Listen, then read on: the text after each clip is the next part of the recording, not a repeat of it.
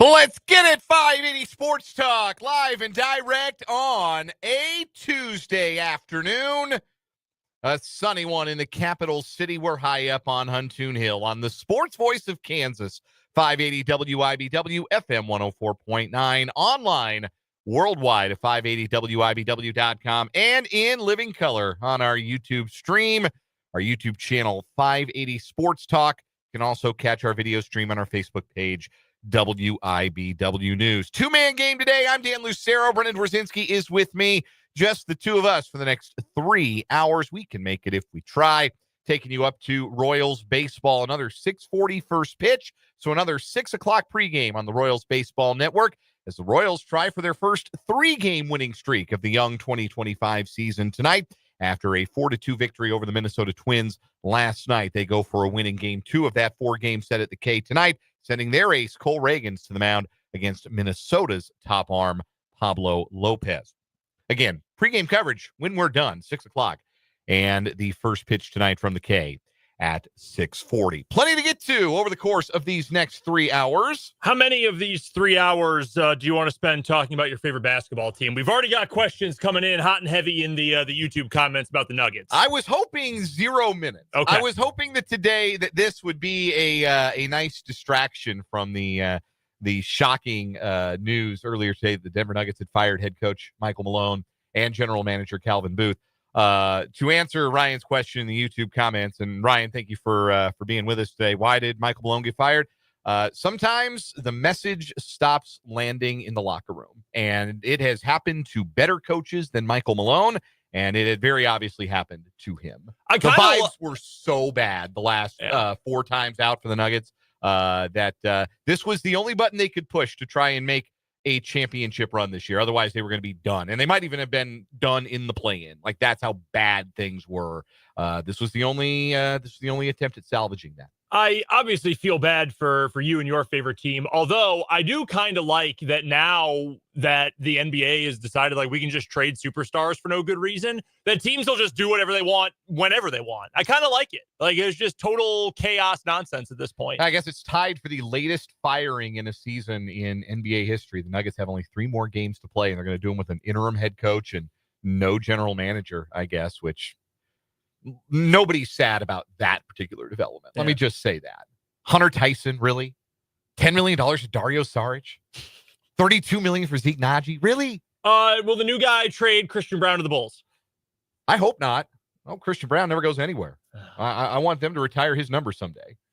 That would be pretty sick. I could live with that outcome for sure. We'll maybe get around to that in headlines. But I am looking forward to talking about other things that are not that today. Like, for example, the national championship game last night. Florida wins, or is it more accurate to say Florida didn't lose? Because that's sort of how I feel about Florida's entire run to the 3rd national championship in program history for the Gators, that they just didn't lose games where it looked like they sure were going to, and then bursts of excellence over really like 3 to 5 minute stretches of basketball were enough for Florida. Bailed them out of the UConn game in the round of 32, bailed them out of the Tech game in the round of 8, the Elite 8, and it won them last night's game after Houston had led by as many as 12. Florida wins the national title 65-63. Kelvin Sampson and that proud Cougar program once again denied both parties a first ever national championship. We're going to talk about that. We're also going to talk about Todd Golden, because I have been surprised, and limited sample size here, but I have been real surprised how few people know what went on with Todd Golden this season. It's not good. In case none of you are aware that he was the subject of a Title IX investigation by his own university this year, and the details of the multiple allegations against Todd Golden are pretty unsettling. And I don't know that CBS talked a great deal about that. It didn't come up last night unless it came up in the pregame or the postgame. I never heard it come up. That Todd Golden had faced multiple credible allegations of, among other things, cyber stalking and sexual exploitation. So we'll talk about that, because on the one hand, last night should have been a coronation of a new star in college basketball, because you know who stars are in college basketball? The coaches. The coaches are the stars. The coaches are the ones, frankly, that we see the most of on television year in and year out. They are the recurring characters in college basketball. This is more so the case than it is in college football. I don't know that you have the star coaches in college football. Not to say that you don't, but I think more so in college basketball, the coaches are the stars. Like Coach K was a reason you tuned in. You felt something about him. You felt something about Roy Williams. You feel something about Bill Self. You felt something about Jim Boeheim, or going back some ways, John Thompson. You feel a type of way about head coaches. Tom Izzo's another one. I think it's a much smaller group in college football, because, I mean, you just named a bunch of different guys for basketball. Like, John Shire is going to be there for 40 years, but like for the next couple decades, when you think Duke, you're going to think Mike Krzyzewski, just like you did for decades prior. Yeah. Even after Bill Self retires, and certainly currently, you're going to think Bill Self when you think Kansas basketball in the modern era. Same with North Carolina and Roy. I still think about Jay Wright at Villanova. Like, why do they stink? Oh, yeah, he left. Like, I still think about that. College football, there was Nick Saban, who's now retired. Yeah. Kind of Kirby Smart, but not really, because all of his players are big names who are all like super high draft picks. Like, he doesn't get that same kind of he doesn't have the same kind of evil genius thing. Evil, maybe not evil genius like Nick Saban got. Outside of that, though, like Ryan Day is kind of a cult of personality, because like no one is 100% certain he's actually good, but coaches have to make you feel something. And even if that's just they win all the time, and so you either hate them for that or love them for that, they have to make you feel something. I think Coach Snyder was like that. I would put him in that group. Sure. I think people still, when they talk about Chris Kleiman, I mean, Chris Kleiman's been here for over half a decade at this point, but it's still like, yeah, he continued what Bill Snyder started. Yeah. Well, it's been a long time since Coach Snyder was there. Two ways that coaches become stars. Mm-hmm. One, as I mentioned, you feel something. Number two, I think what you're kind of nodding at, you can't separate them from the program. Yep. Like Bill Snyder and Kansas State. You were talking about one, you were talking about the other. Yep. There have been over time college football coaches who met that description. Les Miles was certainly one of those coaches in his prime. Yeah. Steve Spurrier was one of those coaches. But yeah, you don't have a lot of guys like that. And some of that is like the football, like you don't see them as often as you see, like every time the camera pans to one side of the floor, you see one of the coaches. Yes. So like you see them. They are always on camera a little bit, maybe playing to that. Yes. Some of them in some ways. Danny Hurley, somebody you feel something about. So coaches are stars. And the third youngest head coach to ever win a national championship, that's like a tailor-made, oh man, in a sport where we have lost so many of those coaches in recent memory who were star characters of the TV show that is Division I men's college basketball, where Roy Williams walked away and Mike Krzyzewski retired and Jay Wright walked away and Tony Bennett walked away. Here's this fresh-faced 39-year-old, self-evidently a great basketball coach who just won a national championship, and I can't stand to look at his face, because I read the details of what he was alleged to have done. So it's an interesting bit, and I want to get into that with Todd Golden, because I think that should be as much a part of the story as the fact that he is the third youngest coach in history and the youngest since Jim Valvano in 1983 to win a national championship. So plenty about last night's national title game. Not an anticlimax of a game, certainly an anticlimax of a final possession. Florida beating Houston to win the national championship. We'll also talk about what happened last night at the K. You love it when your fifth starter and your 9-hole hitter are the reasons you win. And that was the case for the Royals. You don't win a lot of games in a season without having a handful of games where you say that, where we won because our fifth starter gave us a quality start, or we won because our 9-hole hitter had 3 hits and a dinger. And the Royals got both of those things last night. Big day for Kyle Isbell. Solid start for Michael Lorenzen. I do want to get into one really interesting data point for the Royals offense through 10 games, and one player who I think Royals fans are ready to help like pack and maybe fill out their LinkedIn page if they could do so, and encourage this particular member of the team to find different employment. And no, for a change, we're not talking about Chris Stratton. We'll get into that a little bit later on, talking some Royals baseball. We're going to talk some KU with Michael Swain, Fog.net, part of the 24/7 Sports Network. He'll join us bottom of the 4 o'clock hours. He does every Tuesday for Jayhawk Weekly. And boy, it's just too bad that we've had nothing to talk about with Michael for the last 3 weeks. It's a real shame that things are so boring in Lawrence that we're just scraping the barrel for questions for Michael. We know because he has told us, and while he's been on the air with us, his fiance has mentioned so as well. Michael works a lot.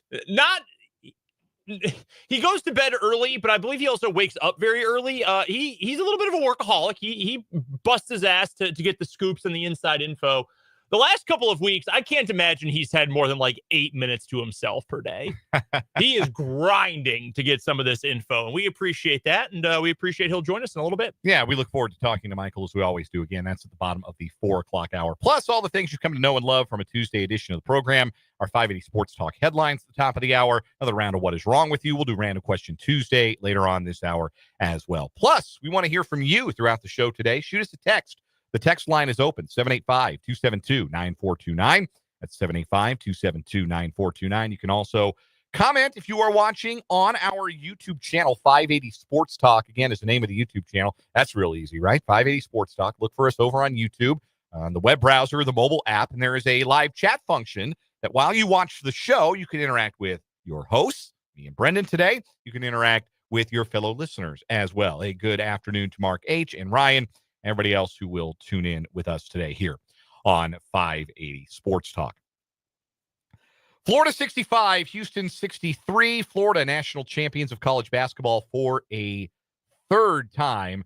We'll talk to CJ Moore on Thursday. If you filled out your bracket the way CJ Moore did, you would have won your bracket pool.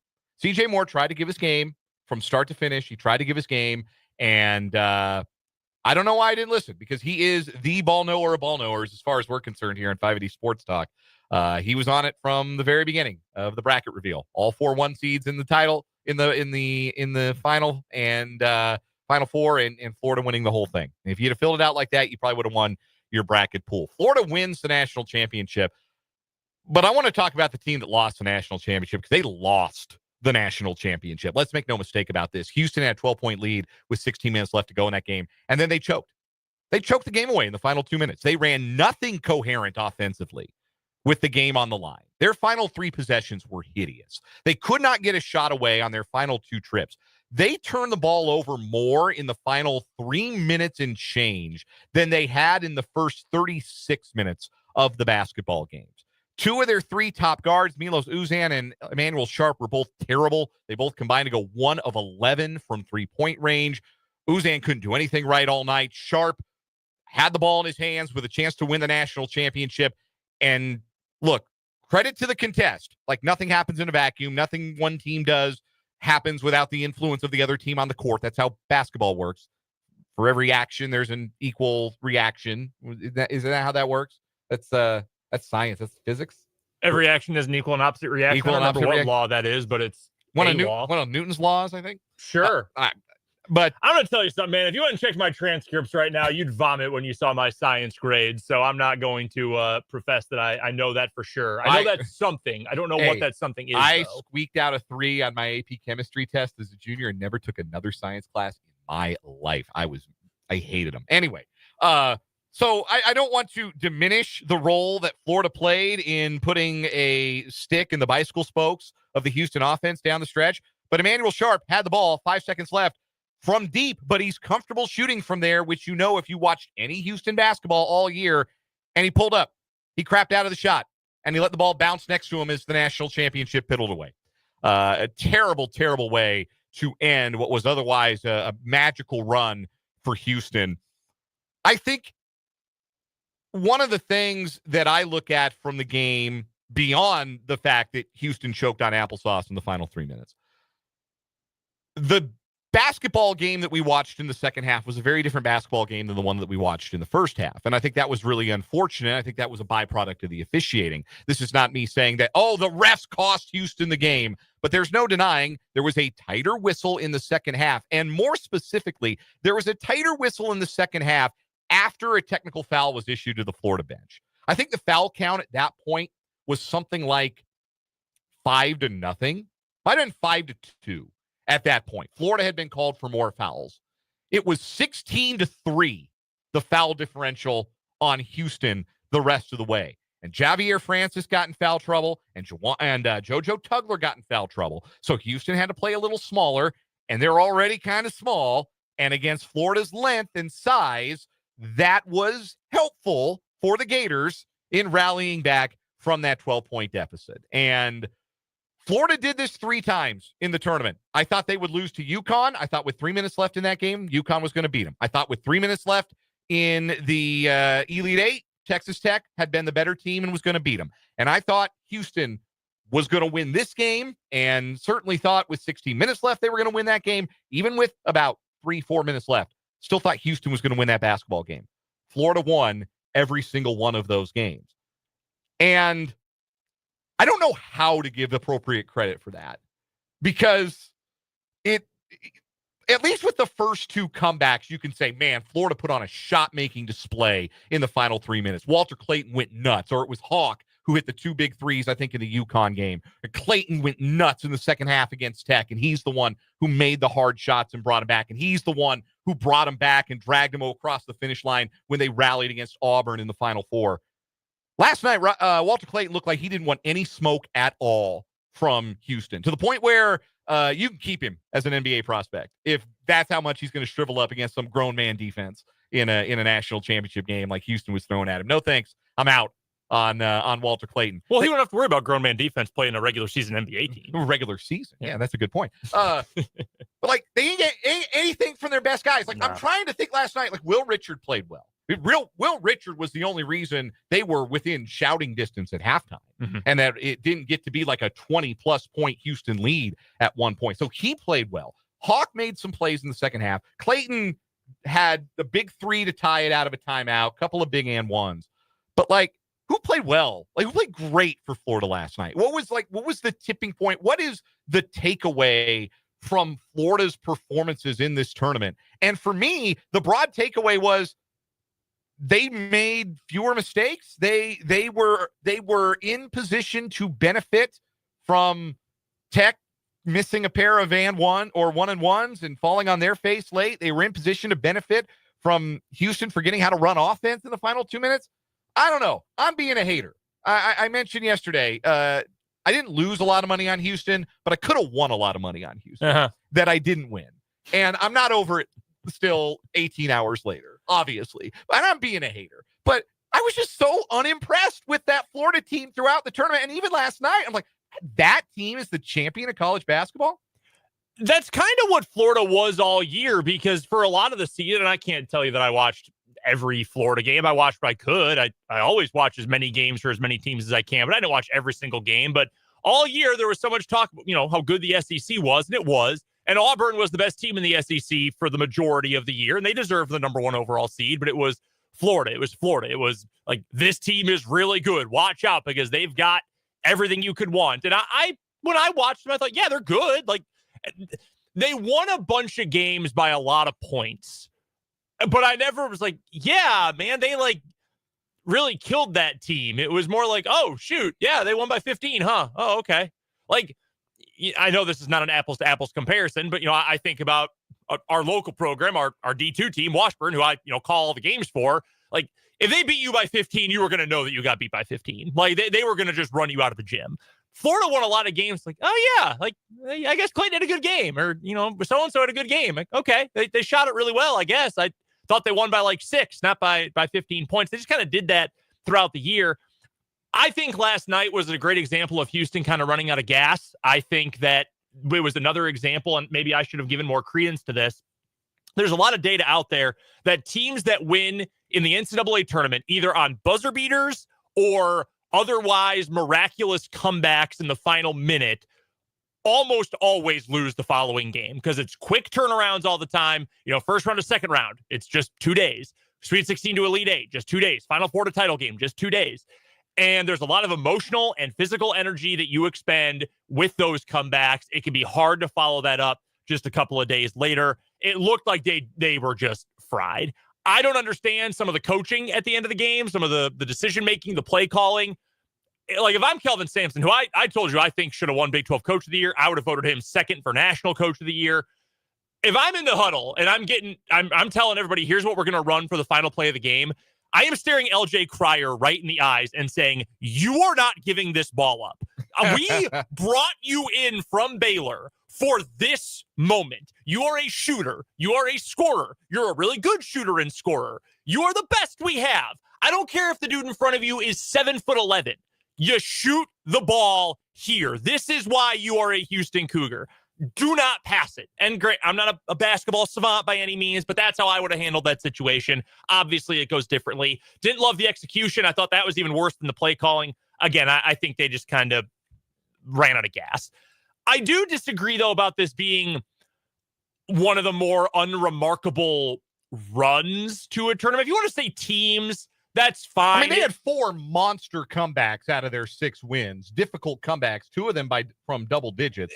And that's the thing for me. It does. And if you want to say that just like the team in general, not one of the more remarkable championship teams, I'll hear that, because the narratives for the other 3 were all stronger, right? One, it's Duke. John Shire trying to ascend to Krzyzewski's throne. They've got all-world freshman Cooper Flagg, National Player of the Year. Auburn was, historically speaking, Auburn basketball is nothing. It's Charles Barkley, and that's it. And then Bruce Pearl showed up, and they get John I. Broome and 84-year-old Chad Baker-Mazara and these other guys, Denver Jones, excuse me. Denver Jones. Like, they're a really good team for a program that historically has nothing. Broome is an awesome story. And Houston, 7 Final Fours without a national championship. Kelvin Sampson, all these years as a winning coach and all the sound bites and everything, never won the big one. And Florida, like, yeah, they were really good all year. Like that, and we'll get to Todd Golden in a little bit. Like they didn't have that kind of narrative strength that these other teams had. I'm glad you landed on that, because I think that is, like, you go back in history and there is a satisfying narrative to kind of tie a bow around the college basketball season with, or at the very least the tournament, right? Like there's a Cinderella run can make a champion make sense. Like when it's UConn in 14 was the 14 was the Shabazz. Yeah. 14 was the Shabazz Napier team. So the Hungry Huskies. Yep. Like there was a narrative arc to that team. How is this horrible head coach leading a team to a title? There is a narrative arc to Baylor in 21, certainly Kansas in 22. Well, it's funny you bring that up, because, and I live here. I went to that school. I followed that team as a credentialed media member throughout the tournament. Like, obviously that one is going to stand out to me my entire life. To be honest with you, though, like, if you were to poll Joe college basketball fan around the country, I think a lot of people would tell you that was a very forgettable team. That was a good team. It was a 1 seed. Like, it was a really good team. And you had, Bill Self's father passed away that year. Ochai was an All-American. Like, David McCormick's. Like, you had all sorts of great narratives. What does everyone remember about that tournament? It ain't the time. It ain't North Carolina beating Duke in the Final Four. Yeah, it's not even the case. You had the biggest tournament comeback to win a title ever. It's the Final Four game, a win by the team that didn't even win. It wasn't like the Miracle on Ice beating Russia. Like, oh yeah, we got to play Sweden now. No, like, that team didn't even win. They lost in the title game, but everyone just remembers Coach K's last game losing to UNC in the Final Four. I think a lot of people around the country would tell you that KU team probably not as remarkable because of, again, the narrative from the other side of the bracket. So I think I'm with you on that. It wasn't as, like, Duke winning would have been a sexy story. Like it or not, that's a sexy story. Yeah. Houston, like, their whole ethos is we don't do anything sexy. But in terms of the narrative, it would have been more than Florida. Like, oh yeah, they were really good. And that's they were just really good all year, steady, and they, like I said yesterday, they didn't have any bad players. Like, there was nobody they put out there who was like a bum. Yeah, like, oh, they got to go at that guy, or that guy can't touch the ball under any circumstance. Maybe Hand-Logton, but like, what, he played 3 minutes? And I don't want to take away anything from Walter Clayton, because until last night, and I think he deserved to win most outstanding player of the tournament. Like, he had an awesome tournament. I don't want to take anything away from him, but even his story is becoming kind of common. Like, wow, we went from Iona to Florida and all this great run.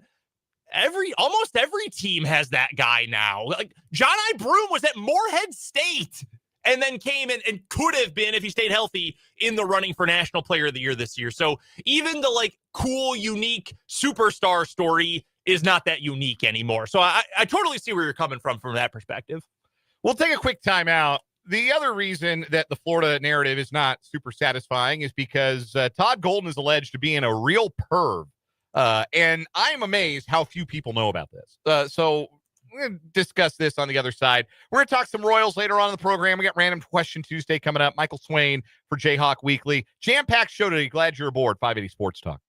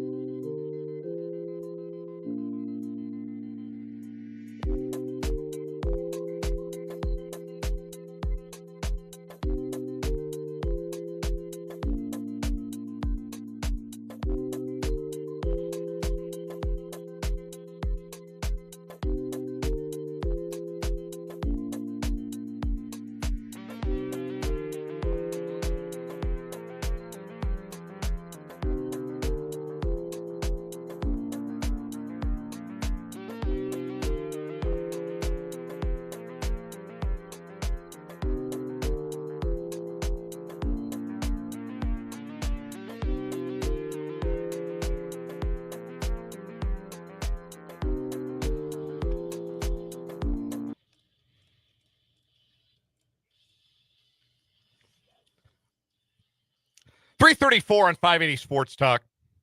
Dan and Brendan, the crew with you today. Spencer will be back tomorrow. Brendan will be off the next 2 days. Friday, we're going to Washburn. That's right. Spring football game on Friday. We're going to be there for a little bit beforehand. Yeah, fired up for that.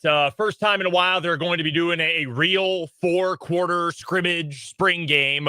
First year, of course, for Zach Watkins is now the head man for Washburn football. I know he's fired up about it. Students at Washburn are fired up about it. New coaching staff, a lot of new energy behind this team. So we'll be there from 3 to 4:30. Short show. Royals have an early first pitch on Friday. But we'll be there. We'll talk to Matt Derrick from there. Coach Watkins is going to join us, in fact, during the final half hour of the show coming up on Friday to get ready for the spring game. And again, I know he's excited, and I'm fired up about this football season, man. I know kickoff is not until the final weekend of August, but we're 4+ months away. But I'm excited about this. I feel like the the energy is palpable for this team going into this year. We'll look forward to being out there at Yager Stadium. It'll be a short show on Friday. We're off at 4:30 because of Royals baseball, but we'll spend the hour and a half we are in the air out of Yager Stadium getting people fired up for Washburn football. Also, forgot to get to this at the top of the hour. Forgive me. You've got until the bottom of this hour for the Choose Your Trip keywords on our website, 580wibw.com. There's a link to enter the contest to choose your trip. Win a trip anywhere in the United States. The keyword for this hour is smart, which I am not because I forgot to do this at the top of the hour. Smart. S-M-A-R-T. I am so smart. I am so smart. S-M-R-T. I mean, S-M-A-R-T. That's your word this hour. Your keyword. 580wibw.com. So, again, the link, by the way, is right below the video. Yeah, if you go to the website right now, in the center, right below that. And then you've got the link to choose your trip. So this is small sample size, but I'm in a group chat with two very good buddies of mine. We've been friends since high school, and these are big sports fans. We were scattered about the country now. I think we're scattered across the time zones. One of my buddies still in Colorado. Another one of my buddies lives in the Orlando area now. And I live here. So we got 3 of the 4 time zones covered. But we're in a group chat. We talk ball in the group chat. These are 2 of the bigger sports fans that I know. We were talking about the NCAA tournament recently and talking about Florida and talking about their head coach, Todd Golden, who is now the 3rd youngest head coach behind Bobby Knight and Jim Valvano to win a national championship. And I think he deserves a lot of credit as a head coach for Florida's ability to make comebacks in the second half. I think they're a team that seems to make obvious adjustments at halftime and play different kinds of games in the second half. That's to his credit. Also, I think they scored out of every single timeout when they had the ball. Like every time there was a stoppage and a TV timeout and Florida had the ball, they ran something and they got either an open layup or an open 3 every single time. That's coaching. Todd Golden's good at this. He was winning at San Francisco. Year 1 at Florida, they won 15 games. Year 3, they're the national champions. And he's only 39 years old. So young star in the profession. We were talking about him in my group chat, and I brought up, well, yeah, there's also the alleged pervy stuff that he did. And my buddies, who I consider to be like in the know kind of sports fans, not, like they each got kids. So they're not like terminally online sports fans, but I would consider these to be pretty in the know, pretty knowledgeable guys. They had no idea what I was talking about.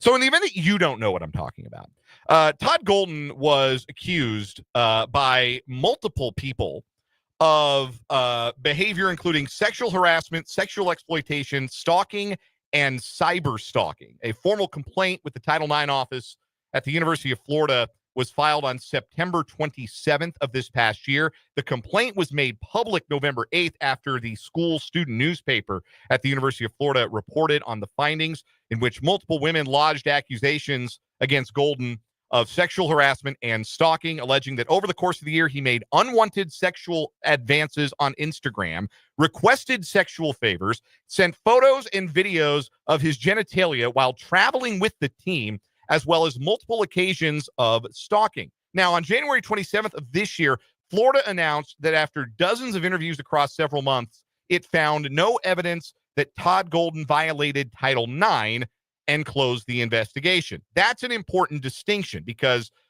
the complaint under Title IX means that you have to have evidence to indicate that what is being alleged occurred within a university program or activity. And university could not prove that. There was not evidence of that. But that does not exonerate by any means Todd Golden. And what I'm wondering as we go along here, I'm wondering if that's news to any of you. Like if that's the first you're hearing of this, shoot me a text, 785-272-9429, because I'm curious about this. I'm curious if this news, and drop it in the YouTube comments as well, if this is new information to you about Todd Golden, if this was something that was not as widely reported as maybe I assumed that it was. Because I assume everybody knew that, yeah, Florida's rolling, but their head coach is facing a Title IX investigation. Like Tyler in the YouTube comment says, I heard about it when it came out. I assumed most people had, but I had a couple of independent conversations with people whose fandom of college sports ranges from, I would say, serious to casual. None of them were aware, and it never came up, to my knowledge, on the broadcast last night. So every time Todd Golden would get behind a microphone and talk about his team overcoming adversity, who created the adverse conditions by sending pictures of his meat to co-eds? He did. He did that.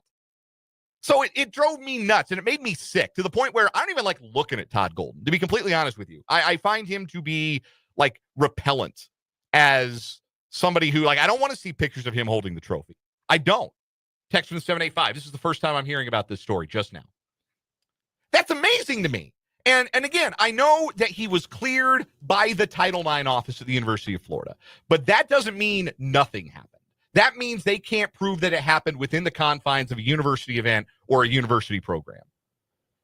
It is, it's weird that it didn't come up at all. You know, John mentions on the YouTube feed here, I think this gets to kind of a bigger overall, like, let me share this. I think Todd Golden's a really good basketball coach. I also think he's a creep. Like, every time it comes up in sports, it's unavoidable. It's the charges were dropped or they didn't investigate, whatever.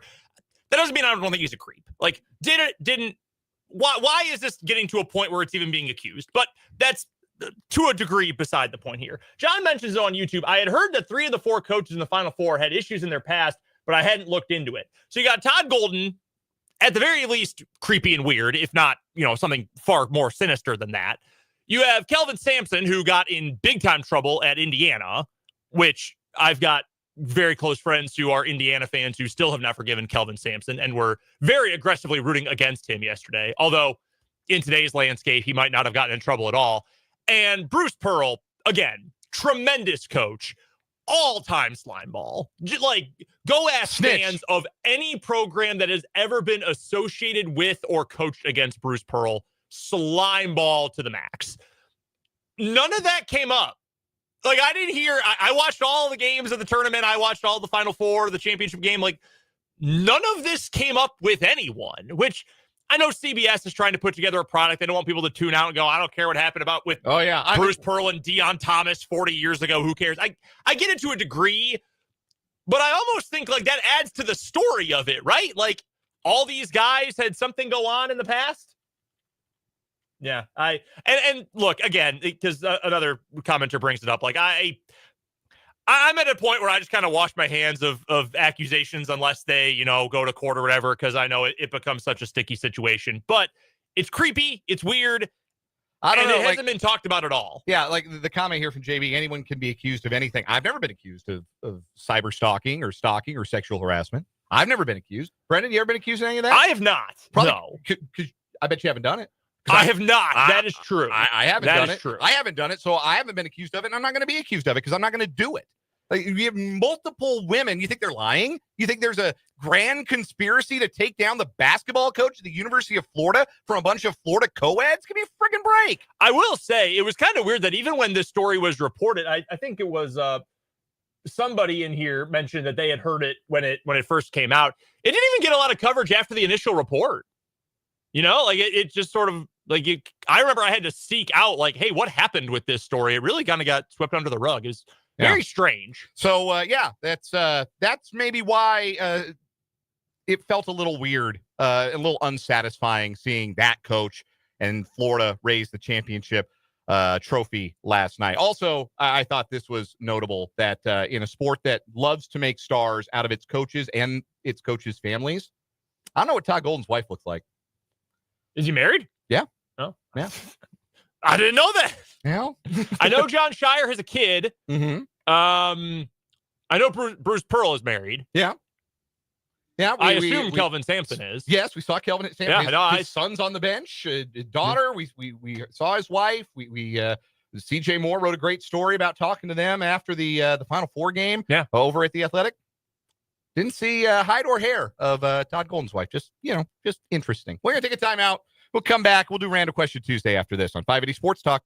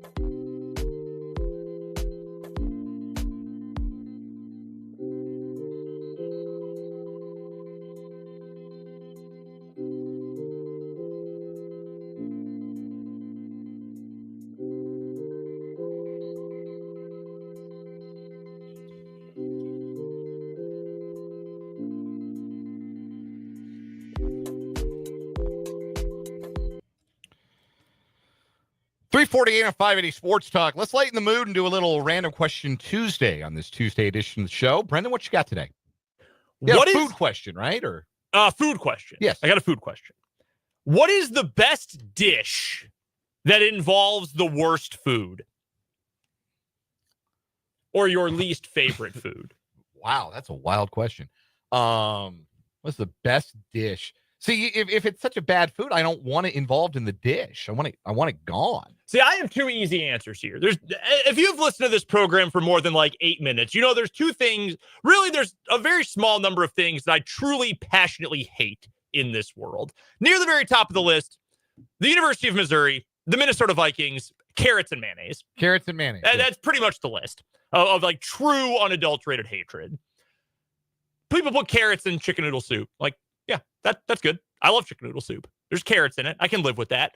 Okay. Tuna salad. Love, put it on a melt, just eat it itself, put it in a salad, all sorts of good stuff you can do with tuna. How do you get the tuna to hold together?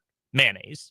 Do I love mayonnaise? No, I think it's bad. But in tuna salad, I can live with it. It's just a condiment. Like sometimes it's gross. Mayo is a binding agent and can be useful in a dish. It's food glue. I don't want. It's like eating Elmer's. It's gross. It is not it's like eating egg glue. Elmer's. That's outrageous take on mayonnaise. Like, nasty. You can't even believe. Unbelievable.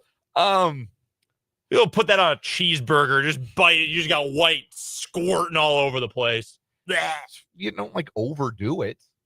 Just a little bit. Yeah. It accentuates. It's good. Yeah, I don't really have a great answer for that. I guess like there's some chicken noodle soups they'll put like cucumber in, and Or now that's wild to me. No, not cucumber. What are those little celery? Little celery. Oh yeah. Celery to me, not cucumber. I was thinking of like because my default like my least favorite food, pickles. / cucumbers. Hate them. Don't want them anywhere near my food. Anywhere, anytime.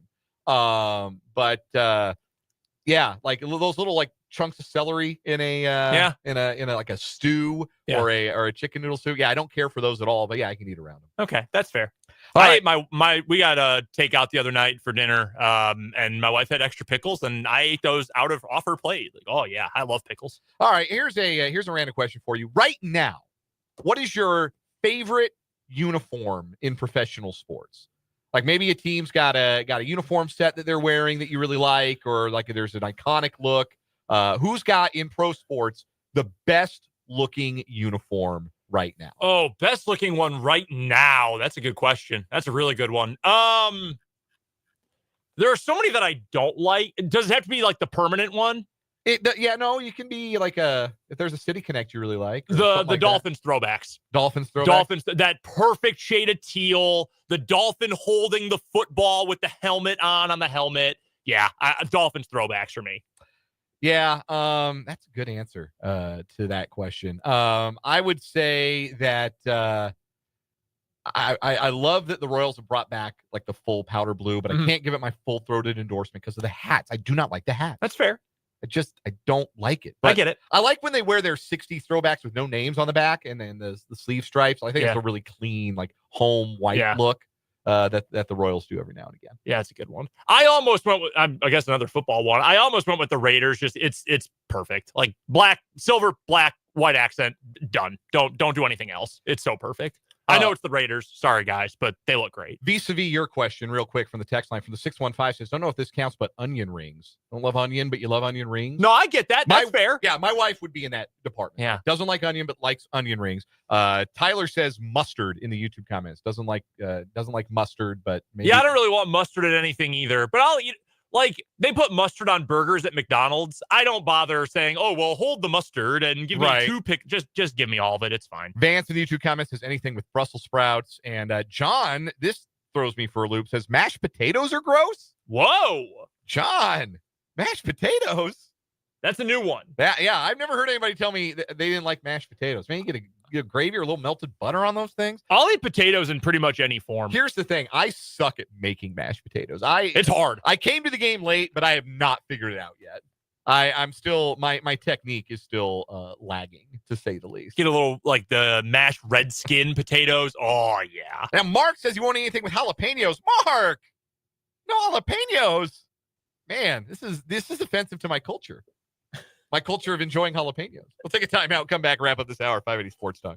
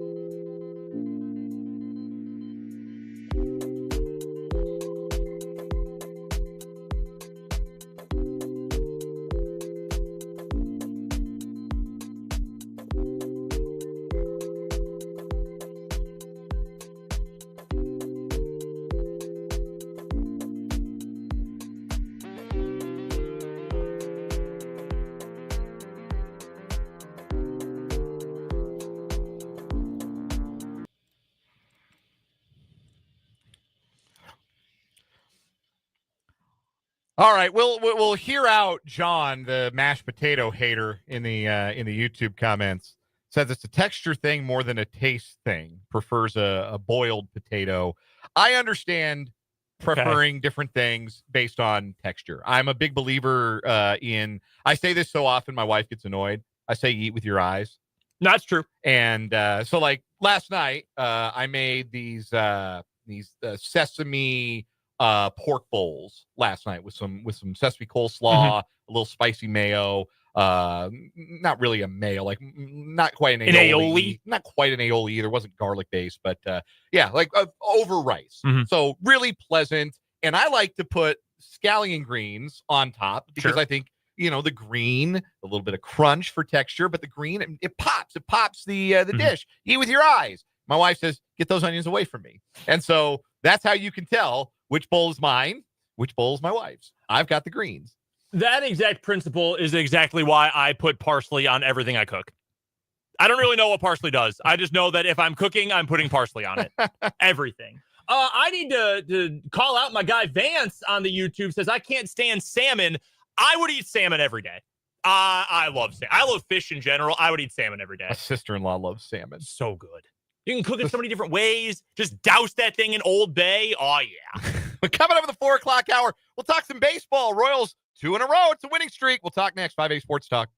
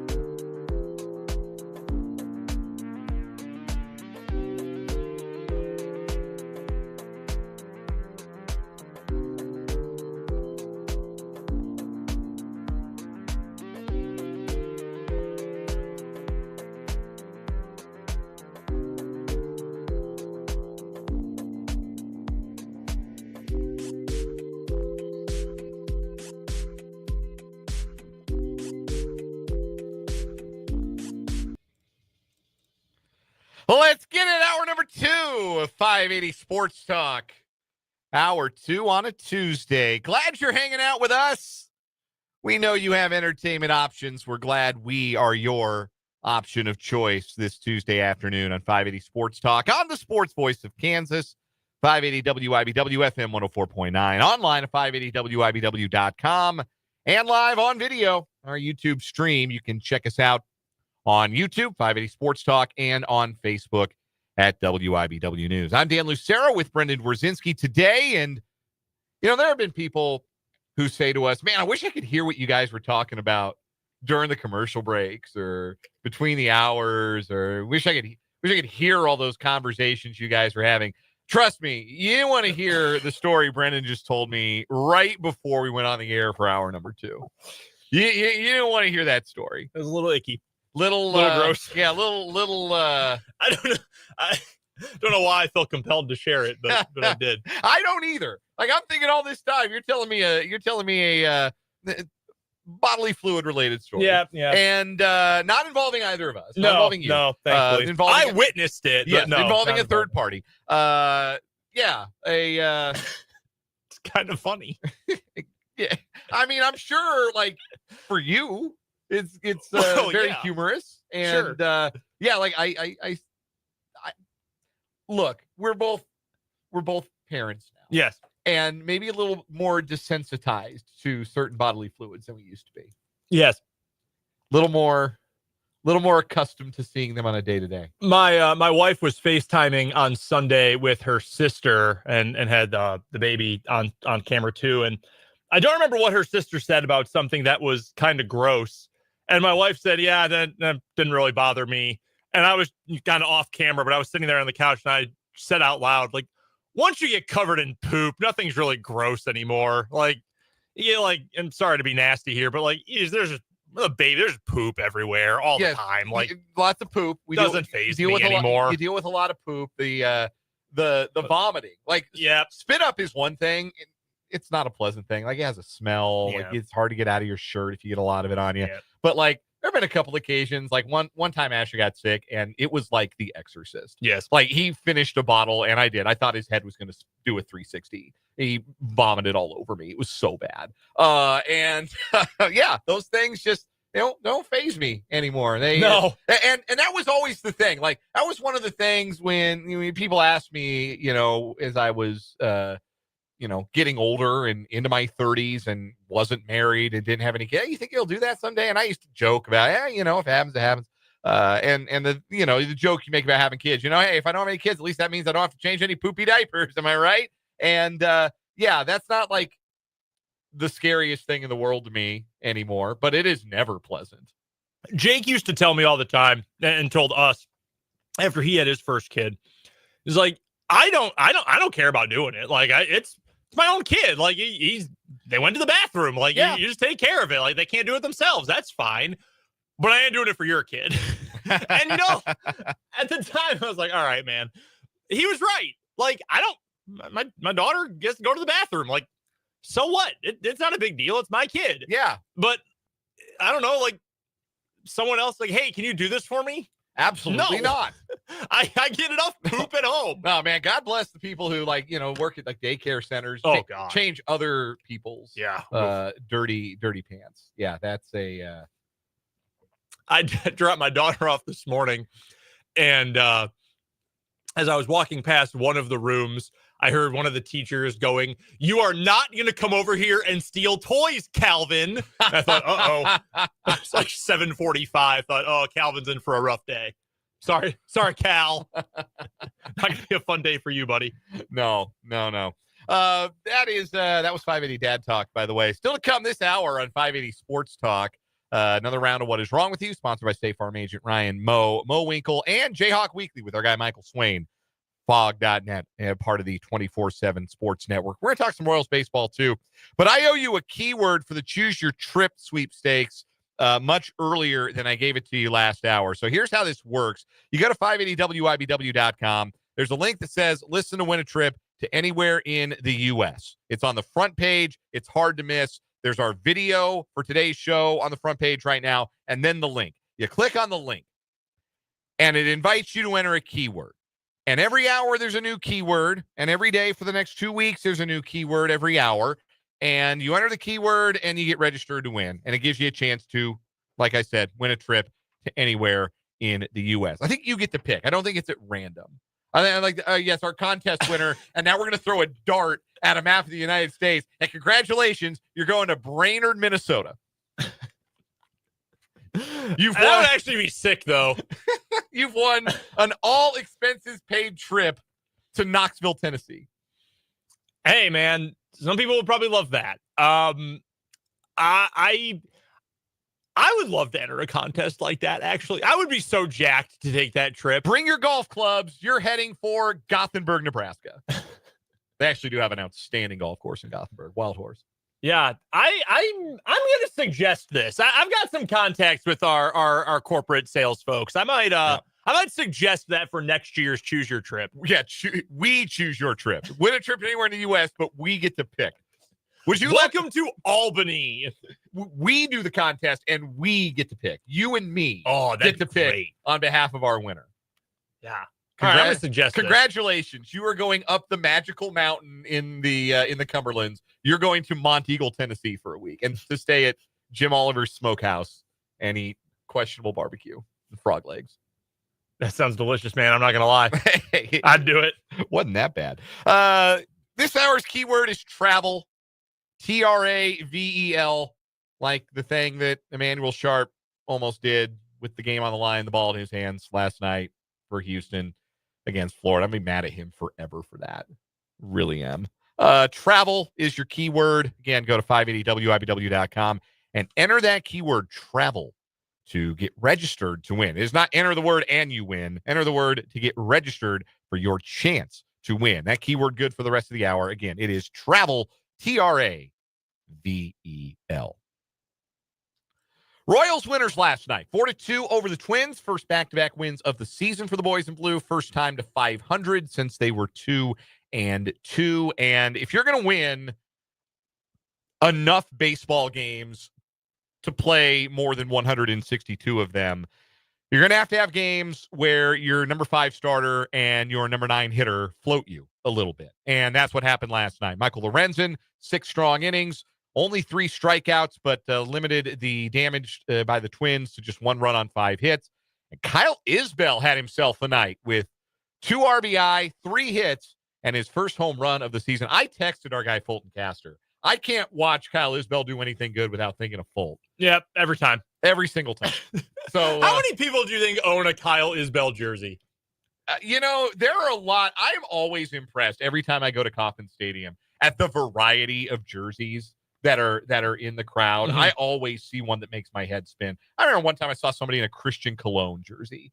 So, that person's unwell. If there's one of those, surely there's more Kyle Isbells than just our guy Fulton.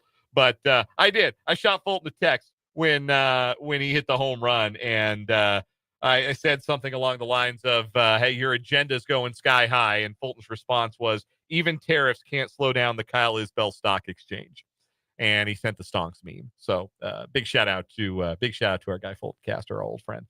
That was encouraging to see that from Isbell. Encouraging, certainly, to see another quality start from Michael Lorenzen. Bullpen was a little iffy. Right now, Lucas Hurstad's command's a little wonky, but through a scoreless 8th, aided in part by Salvador Perez throwing out a base runner trying to take second after a pitch in the dirt bounced up and hit Byron Buxton in the face. That was helpful in keeping the 8th inning scoreless. Carlos Estevez allowed a run in the 9th. I'm just going to tell you, folks, that's going to be what it is from Carlos Estevez. I've lived that life. I've seen those movies. My soul has seen those rivers of what it is like when Carlos Estevez is your favorite team's guy in the 9th inning. There's going to be some moments of shakiness. This is not prime Greg Holland. This is not prime Wade Davis that the Royals are rolling out there in the 9th inning, but it's pretty steady and it's pretty consistent. And even if it's not dominant, it's not, though, you're going to run into like a stretch of 2 weeks where he doesn't get anybody out.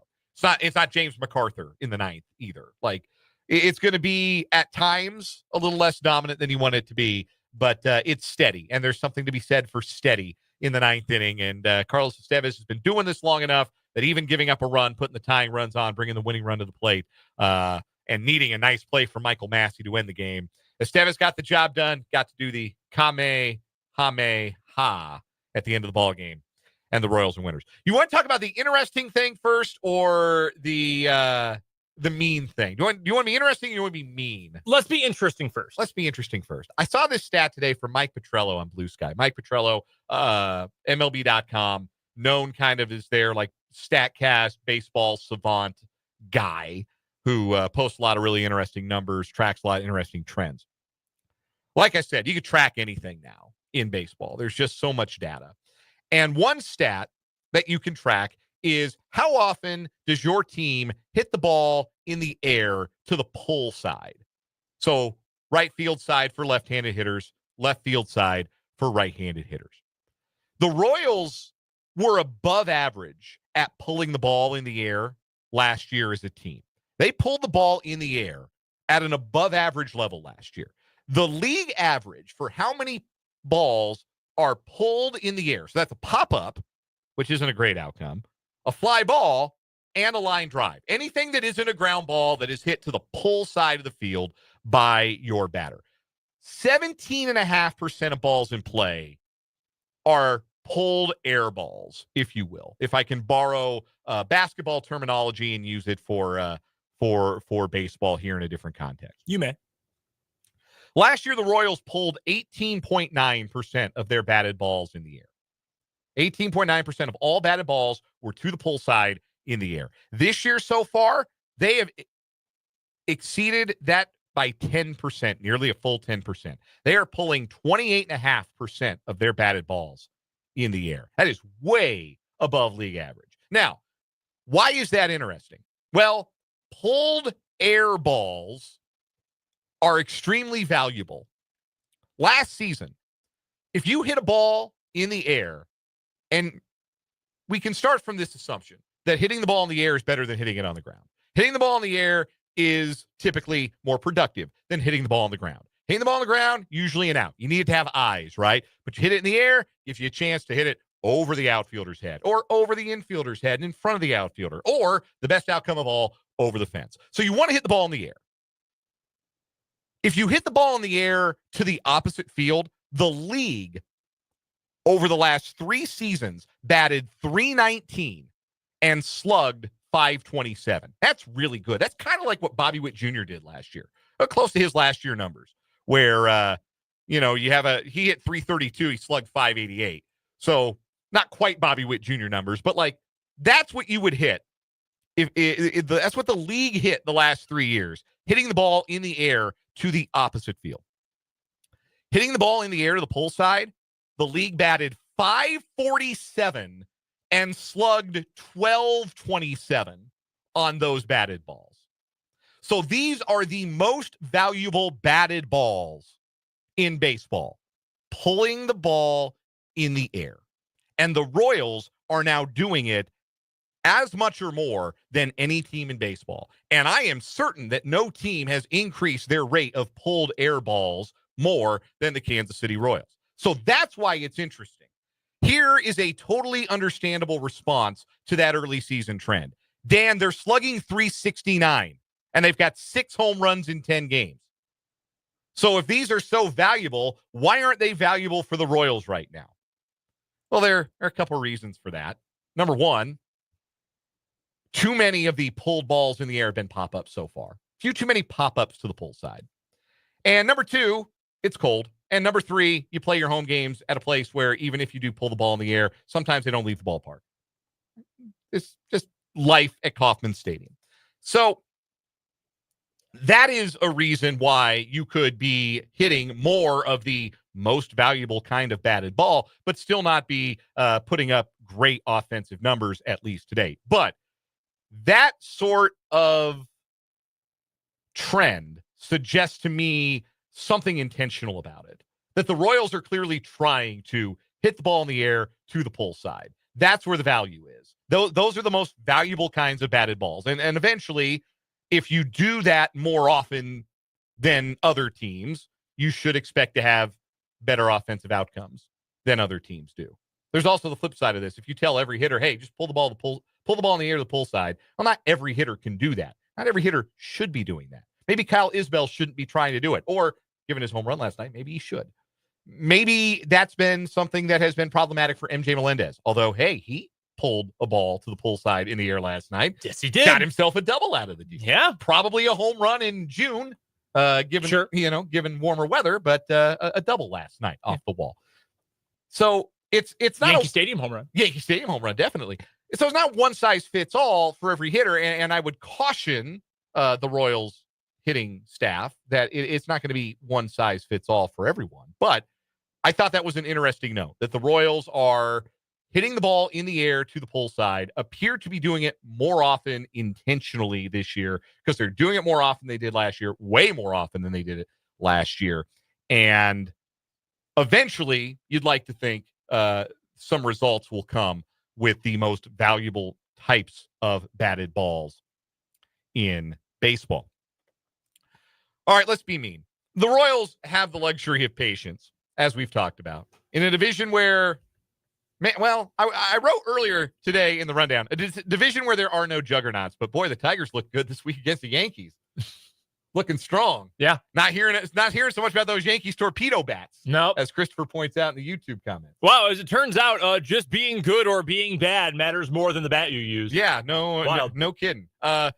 So nobody anywhere is making rash roster decisions 10 games in. That's just not like a thing that you do because we're only 1/16th into a very long season. It's why I had this comment last year during the start of baseball season. It was pertaining to the Cubs specifically, but the worst sport for the social media age, specifically like Twitter, Blue Sky, sites where you just post constantly, there's just this constant feed of takes.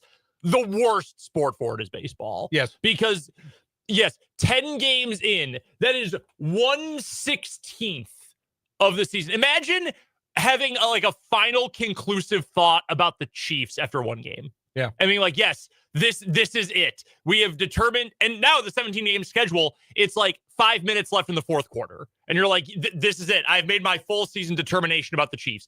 That's not how this works. Yeah, not typically how it works. And it's not how it's going to work for the Royals. They're not going to make any rash decisions about their roster. But with all that being said, people are so sick of Hunter Renfroe already, and I frankly understand. Yeah. Oh, my goodness. The Hunter Renfroe I was, I think, as backlash. optimistic as anybody this year about Renfroe, and I'm willing to say I was wrong. He had a hit last night, and people are still killing him on social media. Another misplay in right field. Renfroe was never a good defender. He just had a really good arm. And if he doesn't still have, the elite arm, and he's getting older and a little less athletic at 33, right field is an adventure. And as I've said multiple times already, if you're going to lean in, as the Royals, I believe, are, into being a run prevention team, a team that relies on pitching and defense more so than out slugging people, you can't play Hunter Renfroe in right field every day. You just cannot do it. He's hitting 172, slugging 207, 9 strikeouts in 32 plate appearances. He looks miserable in the field. Right now, he is already worth close to a full win on the negative side of the WAR ledger. He has been worth negative 0.7 wins above replacement. I'm gonna guess, and this is Baseball Reference's WAR calculation. I'm gonna guess that puts him in the running as one of the least valuable players in baseball. Just gonna take a wild guess that would make him one of baseball's least valuable qualified players. And I am correct. I just went and looked. Qualified players, it's him and it's Wilson Contreras of the Cardinals, who are the least valuable players in baseball so far. So there you have it. And this was obvious that this was a possibility, an aging player whose skill set was clearly diminishing last year. Mark Canha can give you everything that Hunter Renfroe can give you, except he doesn't have a 30 home run season on his ledger once upon a time. I don't really care so much about the once upon a time with Hunter Renfroe. You're in it to win it right now. And I would like to see Canha get a run of games because I like Canha's at bats better. Cano will at least draw a walk. He'll get out over the plate. He'll get hit by a pitch. He's not going to chase like Renfroe does. Maybe he's not going to hit. He doesn't have the kind of power upside that Renfroe has. That's fine. I need guys who get on base. There's still not enough guys on this roster, even though Jonathan India has been a great addition in that regard. Still not enough guys in this roster who get on base. Give Cano a run of games in right field. It can't be worse. There's no way it's worse defensively. Renfroe looks like he ought to play with a laundry basket out there. Yeah, dude, it's brutal. I mean, it's just, you'd think, like growing up, you're playing baseball, like everyone can go catch a ball in right field. Like it's the easiest place to play, but it's clearly not a skill everyone has. Renfroe's never been like an elite athlete, because that's the projection with Melendez, right? Is like, that he should be a better fielder because he's got the athletic tools. Yeah. Renfroe's not that. Like Renfroe is out in right field because you can't really put him anywhere else, and his whole career has not been able to really play much of anywhere else. And he's had the arm which can play in right field. If that's not there, the range isn't there, the tracking is not there, and if the bat's not there, I mean, you're getting nothing out of him. I agree with you. I'd rather see Canna out there. Just give it a shot. The Royals, we talked about this a week ago. They're in a spot, in my opinion, where they can tinker for a little bit, especially because I don't think this division is going to be very good. Maybe they don't have a chance to get, the first or second seed in the postseason, but I think they can mess around with the lineup and the positions for most of this month and be fine.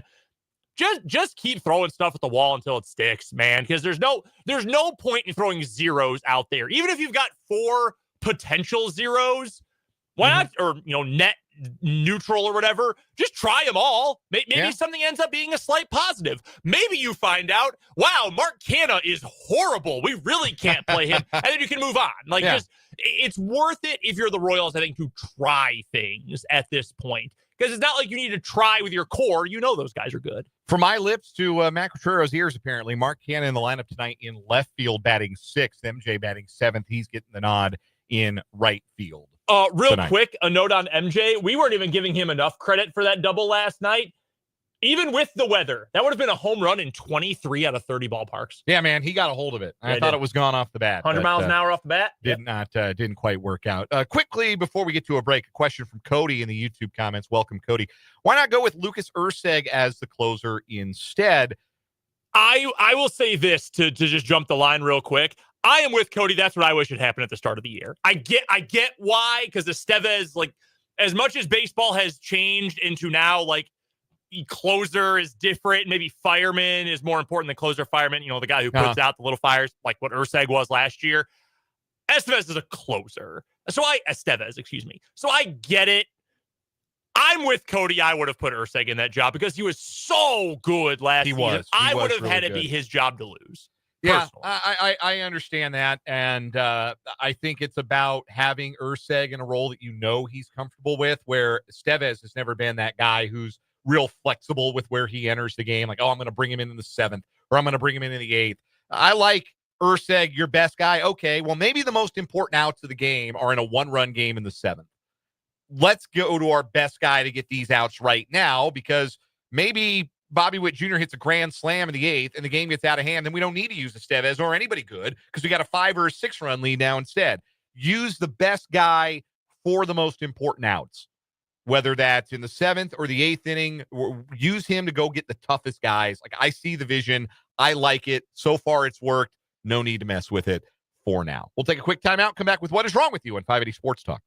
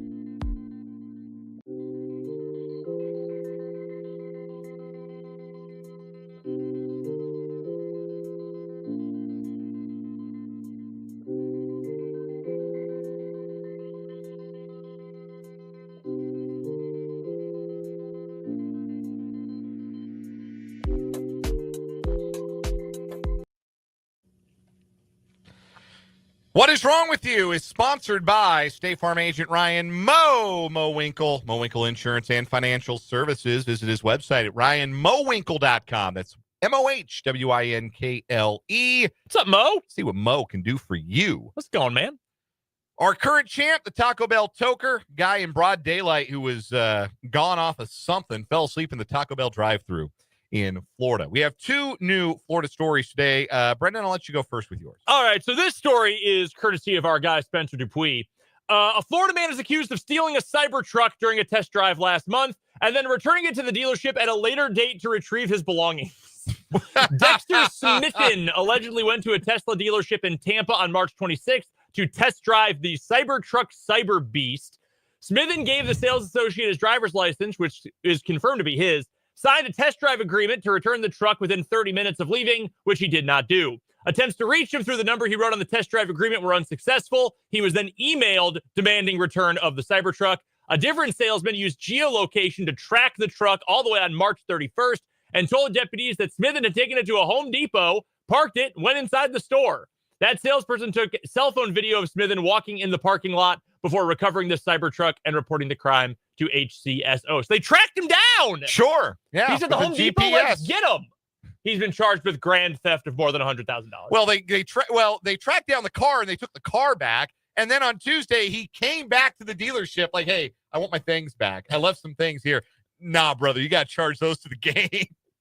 You ain't getting that license back, bro. Well, among the things that were found on his person were 5 credit cards with 5 different names. So he was involved in a lot of scamming. A lot of Can't do that. A lot of scamming going on over there. I also have a Florida story today. A Florida woman was arrested after she allegedly conned a man out of thousands of dollars during a bogus tarot card reading and spiritual cleansing. Oh, yeah. 67-year-old Carmen Valdez de Miguel was arrested and faces charges of organized scheme to defraud, grand theft, and resisting an officer without violence. The alleged con began March 11th. A man found a flyer on his car for a tarot card reading and called the number. Mistake number 1. He spoke with a woman and agreed to the reading for $20. 2 days later, the man went to the apartment and met Valdez de Miguel, who told the man he needed a deeper spiritual cleansing procedure that would cost between $600 and $700. Trusting her advice, mistake number 2, the man agreed to a partial payment and transferred $200 through Zelle. He then returned to the apartment and met with her again the next day for the spiritual cleansing session. During the session, Valdez de Miguel asked the man about his available bank balance, where he reportedly told her he had $8,000 available. Mistake number 3. Following the response, Valdez de Miguel allegedly asked him to bring the full amount next time and assured him that if she were to use the money in a ritual, it would double and she would return it the same day. The man returned to the apartment with $3,000 in cash 5 days later, where Valdez Miguel placed in the money in the bag with eggs. During the ritual, the bag was broken, and upon opening it, the man claimed that all that was left inside were broken eggs and worms. Ew. The man told authorities that Valdez de Miguel appeared to be startled by what was in the bag, but when he asked for his money back, she claimed she couldn't do so due to her state of mind. Valdez de Miguel allegedly assured the man his money would be returned the next day. It wasn't. Oh, my God. Oh, my God.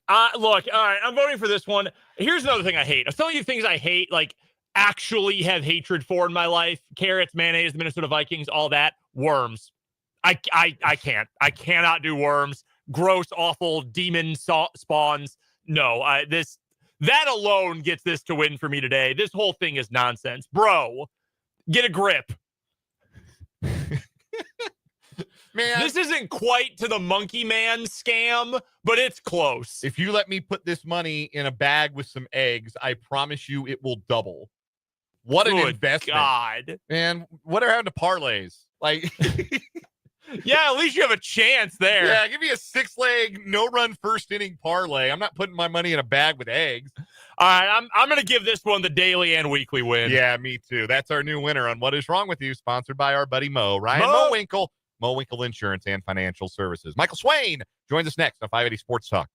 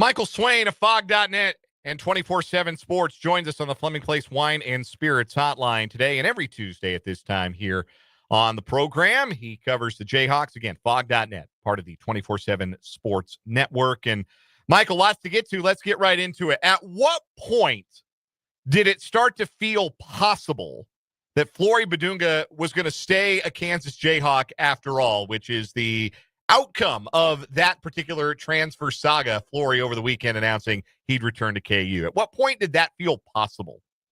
Oh man, I've completely lost track of the days. I'm not even joking with you guys. So let's see. So let's run this back here. What day did that come out that he's coming back? Was that Sunday? Sunday, yeah. Sunday. So I think probably Friday night-ish. Throughout last week, it sounded like Auburn had kind of emerged as the big team. And that was something that I had mentioned. Hey, as soon as we went to the portal, basically, look, Auburn's going to be a one to watch. And I think as the week went on, talks continue and KU continued to talk to Flory. And it wasn't something where I think KU just shut off communication or completely stopped. So that continued. And then I think kind of late in the week, it started to feel that way. And then, maybe into Friday night, Saturday morning, and then really Saturday night was when it became pretty clear, no, this is definitely going to happen for KU. And a part of me was a little, maybe skeptical is the right word, right? Because you get thrown for a loop sometimes with some of this stuff, and I'm just kind of being very skeptical, period, with a lot of this stuff in the portal because a lot of people are lying. So it wasn't really until probably Saturday-ish that it felt like, okay, this isn't some BS stuff being floated. This is legit. And so for KU, obviously, it's huge, and getting someone back that obviously, has the continuity with the staff and knows what will be expected of him and what his role will be and what it's like to be at KU and everything that comes with that. I think that's a hidden part of this. Obviously, Flory's talented, and KU would have been able to find another talented transfer in the portal to fill that 5 spot. But having someone where there's already continuity, I think, is so important. And obviously, I think from a fan's perspective too, having someone come back that and that you have rapport with, I think is something that is getting lost in college basketball. And so I think that's a part of what makes this edition probably so fun for KU fans as well. It's the fact that it's someone that, hey, you got to see him grow as a freshman, and now you're going to get the chance to see him grow as a sophomore in a lot bigger role. So it's really big for KU. And, there's kind of that saying sometimes in the portal, sometimes the best gets are the one you already had. And so this kind of fits 2 lines because he won the portal. So technically they got him out of the portal, but it's someone that they've also had before. So, long answer to your short question, but man, wild week last weekend, but still a huge addition for KU. In what ways can Flory grow his game as a sophomore, and how will Darren Peterson elevate Flory's game next season? Yeah, I think consistency is a big thing for Flory. He showed the flashes, and I think if you want to be a KU fan that's really encouraged by this, I think you're probably pointing to, hey, look at what Flory did when he was a starter, when KJ Adams was out, right? His production numbers were really, really strong. That's the stuff that you want to see from him. Now, he's got to be more consistent with his energy on the glass. There were too many games late in the season where it felt like he was getting pushed around or he wasn't imposing his athleticism or his length, or really using that in the game to his advantage. So that's something that I think for him is going to have to be a huge step forward. The thing about Flory is the things that he's good at he's just elite, right? Lob threat, pick and roll man, defensive, protecting the glass, being a guy that I think alters shots, not only with the way he blocks shots, but he forces people to think about it, right? All these things he's so good at, but what does he need to get better at? It's his touch around the basket. It's not committing to stupid fouls and biting at pump fakes, right?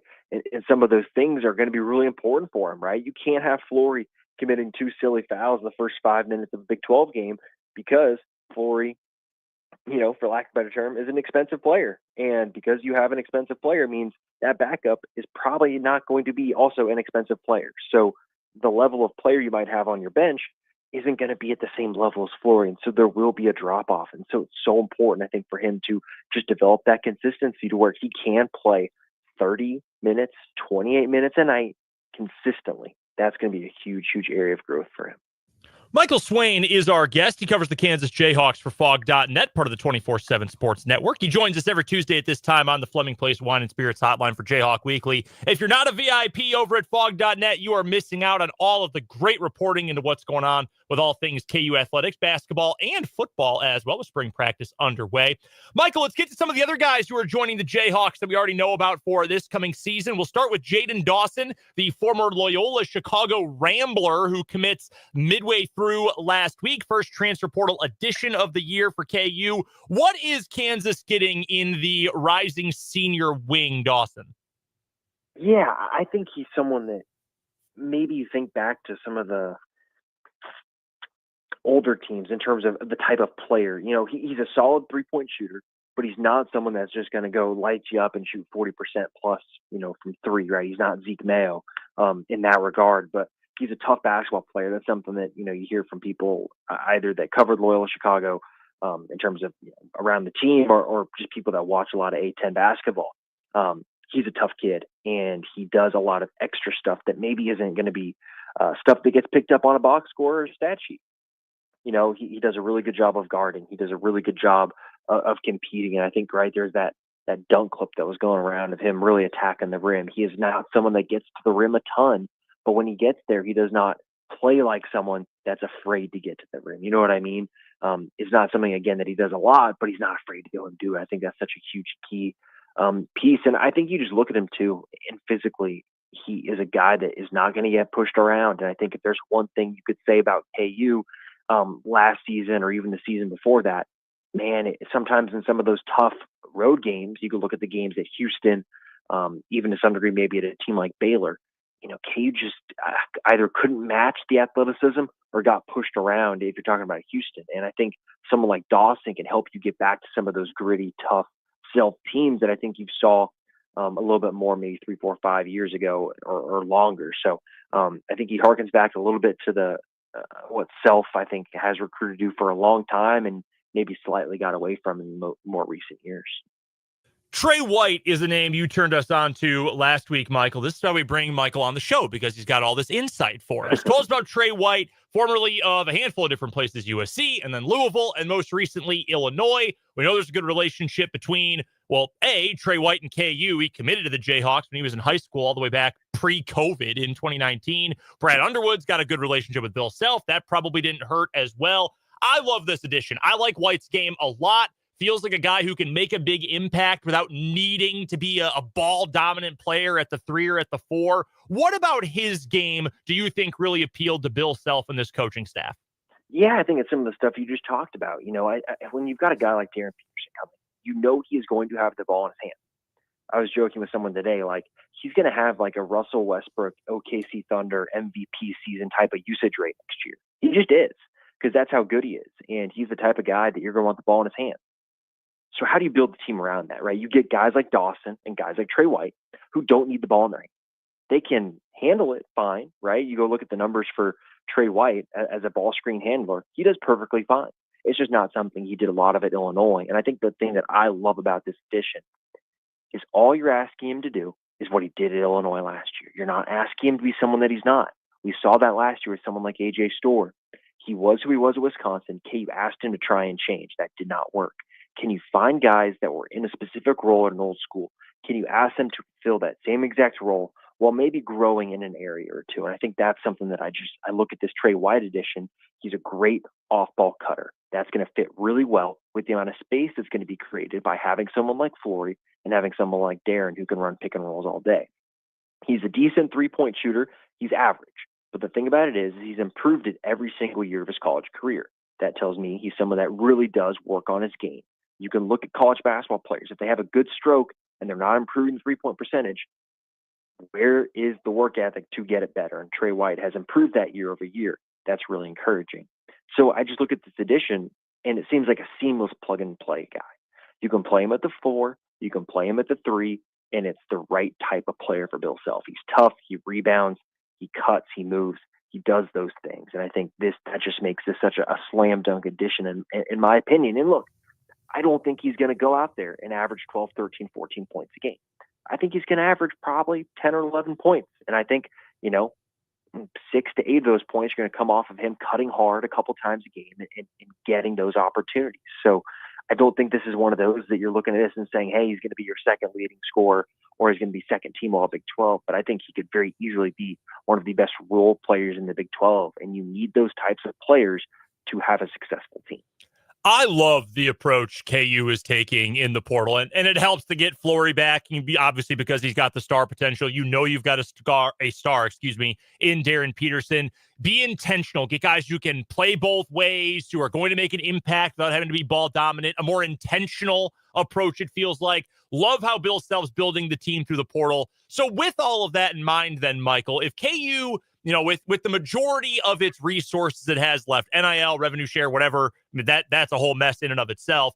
But what do you think is the next or maybe last must-get piece? Is it that backup big? Is it somebody who can be a secondary ball handler? Is it a wing who can maybe score the ball, fill it up if needs be? What would you say is the biggest remaining priority for this roster? Yeah, so I think first and foremost, I think getting another backup big man is going to be really important because of those things I mentioned with Flory, right? He's got to be more consistent. He's got to be able to stay on the floor.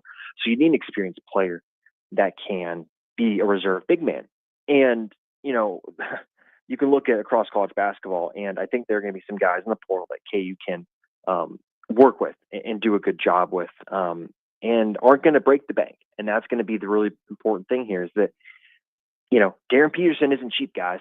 He's not. And Flory Badunga was not cheap. And even though someone like Dawson kind of came out of nowhere, he had really strong offers from Texas Tech, Iowa State. I think Wake Forest was involved with him as well. KU has used a good chunk of its resources. And so now it's going to be about trying to find guys that can fit specific roles and don't break the bank. And so I think getting a big man that fits that role is going to be really important. I think finding another kind of guard/wing is going to be important. I think it comes down to what do you view Trey White as? Is he your starting four? If so, great. Go find yourself a kind of another 2/3 that can play without the ball in their hands or play with the ball in their hands and can bring good athleticism.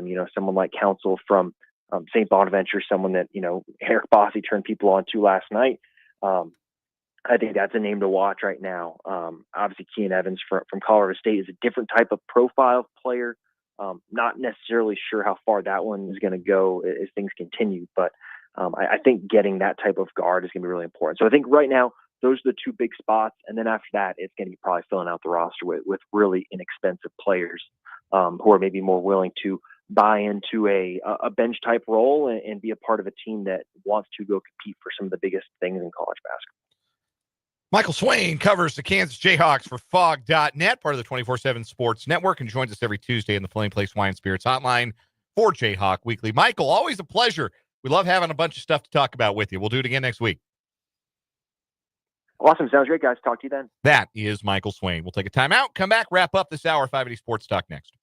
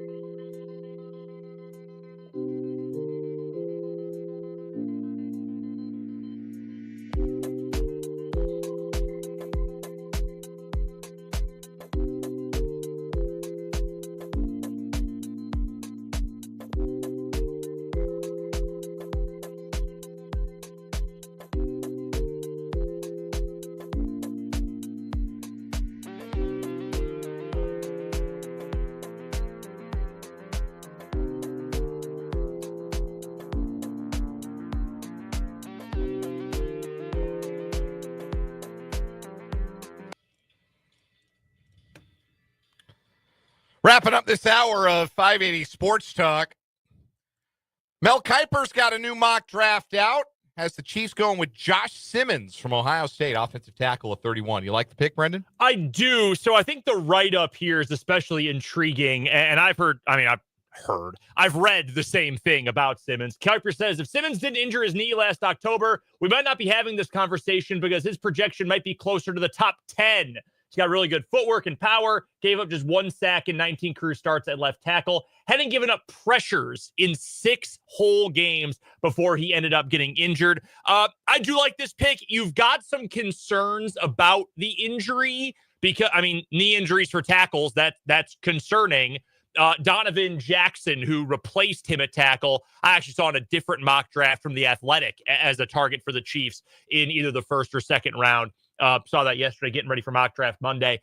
I like this pick, and I like this pick even more if you add the context of having Jalen Moore, because you don't need Josh Simmons to be great right away. Now, would you like your first round pick to be able to start right away? Yes, but if you feel like he is the guy, you don't have to have him play right away. And maybe you give him almost a redshirt year. He's big. He's a big, burly dude. He's strong. I haven't watched a ton of, I haven't been eating tackle tape, but I like this idea a lot. I also like the idea that Jalen Moore has played both left and right tackle in his career. This is true. Juwan Taylor ain't going to be here after 2025. No, you got to start thinking about your long-term solutions at both tackle spots, certainly, if you're the Chiefs. Hey, Alex Gordon or Lorenzo Cain? Cain. Okay, caller number 6, 785-272-9429, 785-272-9429. You're going to the K tomorrow night. 2 tickets to see the Royals and the Twins tomorrow night for caller number 6 to 785-272-9429. Headlines and more coming up in the final hour. 580 Sports Talk next.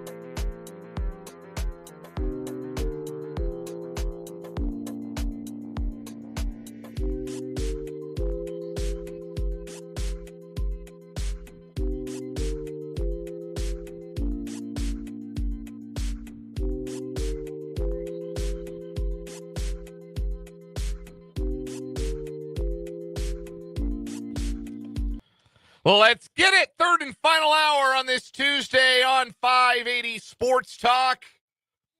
It's great to have you along. Thanks for being with us here on the Sports Voice of Kansas, 580 WIBW, FM 104.9, online at 580WIBW.com, and on our YouTube stream on our channel 580 Sports Talk. You can also watch us on our Facebook page, WIBW News. I'm Dan Lucero. Brendan Dworzinski is across the glass. Just the two of us today.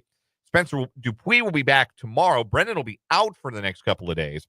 Then we'll all be together for a shortened Friday show. And we'll be live from Yager Stadium. Yeah, live from Yager Stadium, getting ready for the Washburn football spring game coming up on Friday night. Hope to see y'all there. Kicks off at 6 o'clock. Not too late or anything. It's going to be fun. Going to be an actual game environment, which is exciting because spring games, I've been to a number of KU ones. I went to Washburn's last year, which, they changed it up a little bit. But to actually have a game format is a huge plus. It feels very real. There's going to be some new, some of the new transfer additions and some guys who redshirted last year who are going to get some more opportunities this coming season to play. I'm fired up about it. Coach Watkins is going to join us about 4:15 on Friday's show to get ready for the game. So we're fired up about it and excited to see you out there. Hope you'll come to the game as well. I'll be there. Our guy Trenton Craxner is going to be there, sideline reporter for our Washburn football broadcast. So we're fired up. Will you guys be signing autographs? If someone wants one, I will do it. I can't imagine why you would, but you are welcome to. It was so funny. My parents came to each one football game and one basketball game for Washburn this year. Okay. And they picked good ones because Washburn football blew out Missouri Southern and Washburn basketball blew out Newman. And they picked great games to come to. And my parents, they came to the press box. I brought them up and they could see, where I called the game from and everything and see the pregame spread and all that. And they met Trenton. They met Fletcher Terrell, my color commentator as well. And then Trenton goes down to the field to get ready for the game. My parents go down. They had pretty good seats for it. And my wife tells me after the fact, because they're right behind the Washburn bench. And Trenton is doing his job. He's running back and forth. Trenton busts his ass down there. Let me tell you, man. He works hard. And he's talking to players, and he's getting ready to report and everything. And I guess a couple different times during the game, my dad saw him and was like, "Hey, that's Brendan's sideline reporter." Like, yes, reporting on the sideline. Yeah, doing his job. That is indeed what he's doing. Doing his job. Yeah. Well, if you want an autograph, you're more than welcome to get one. I think I'm going to make your piece of paper less valuable by putting my signature on it, but you're welcome to ask. Well, T-shirts, babies, anything you want signed by Brendan Dworzinski, and or Trenton Craxner. I'd rather have Trenton. Yeah, TK had a better athletic career than you did. A more notable high school athletic career than you did. Yeah, I mean, anything is better than nothing. So, started a half a dozen games for a JV men's volleyball team. Hey, that's not nothing. That's true. I did literally do that. That is literally something. Nothing, not notable, but it is something. I liked playing. I miss playing. Yeah. Anyhow, you want autographs or just to say hi, look for them. They'll be out there at the spring football game, and we will be there for 580 Sports Talk. We have a short show on Friday. Royals' first pitch on Friday from Cleveland is 5:10 Central Time, so we're off the air at 5 or 4:30 on Friday. But we'll spend that hour and a half with all of you out at Yager Stadium, and maybe some of you will come and hang out with us there. So that's coming up on Friday. It's time for another Choose Your Trip keyword. Da-da-da. Getting better at this. Better at remembering I got to do these at the front of every hour. You have until 6 o'clock to enter this keyword at our website, 580WIBW.com. Click on the link for the Choose Your Trip giveaway. And if you win, you can win a trip to anywhere in the United States. So the link is at our website, 580WIBW.com. It prompts you to enter a keyword. This keyword is only good for the rest of this hour. Forget any keywords I ever gave you before. The only one that matters now, wish. Wish, W-I-S-H. Wish. That's our keyword for the hour. You go and enter that and get yourself registered to possibly win a trip to anywhere in the United States. And again, we didn't do the digging on this, but we assume you get to choose where you take your trip. So we had a question from Mark H. in the YouTube earlier asking if Alaska and Hawaii count. I couldn't find anything especially definitive, but I did see that the time when they're going, like the time when they'll announce the winner and stuff like that, in the official contest rules listed Alaskan time. So I'm going to guess yes. Why would you bother talking about Alaska time if it's not eligible for Alaska? We're told it's anywhere in the U.S. Yeah, that is my understanding. Usually, if it doesn't include Alaska and Hawaii, they take great care to say the 48 contiguous United States. Would assume Alaska and Hawaii. It doesn't allow Hawaii. They'll make sure you know it does not allow Hawaii. I'd love to go to Alaska. I think going to Alaska would be cool. Like if I could choose if I had a choice between the two, I'd probably opt Hawaii because presumably I'm going to take my wife, and I know her choice would be Hawaii. So, and I don't think she's been. I know I've never been. But I think going to Alaska would be cool. I think it'd be a neat place to go check out. Yeah, I think so. Kind of cold. Yeah, a little chilly. Not a lot of sunlight. I'd like to go back to Hawaii. I've been to Hawaii twice. I went once with my family right before I started college. And then it was, the summer before I started college. And then I went to Maui with my wife for our honeymoon. And I'll tell you what, I would go back to Maui right now if I could. Oh man. Right. If you're going to go, that would be my recommendation. Honolulu's cool. A lot of history. There's plenty of outdoor stuff on all the islands. That's more of a city vibe. Waikiki is cool. Maui though, it's perfect. Yeah, I'd love to go. A little windy though. Yeah. I can imagine that. Trade winds. Yeah, a little bit.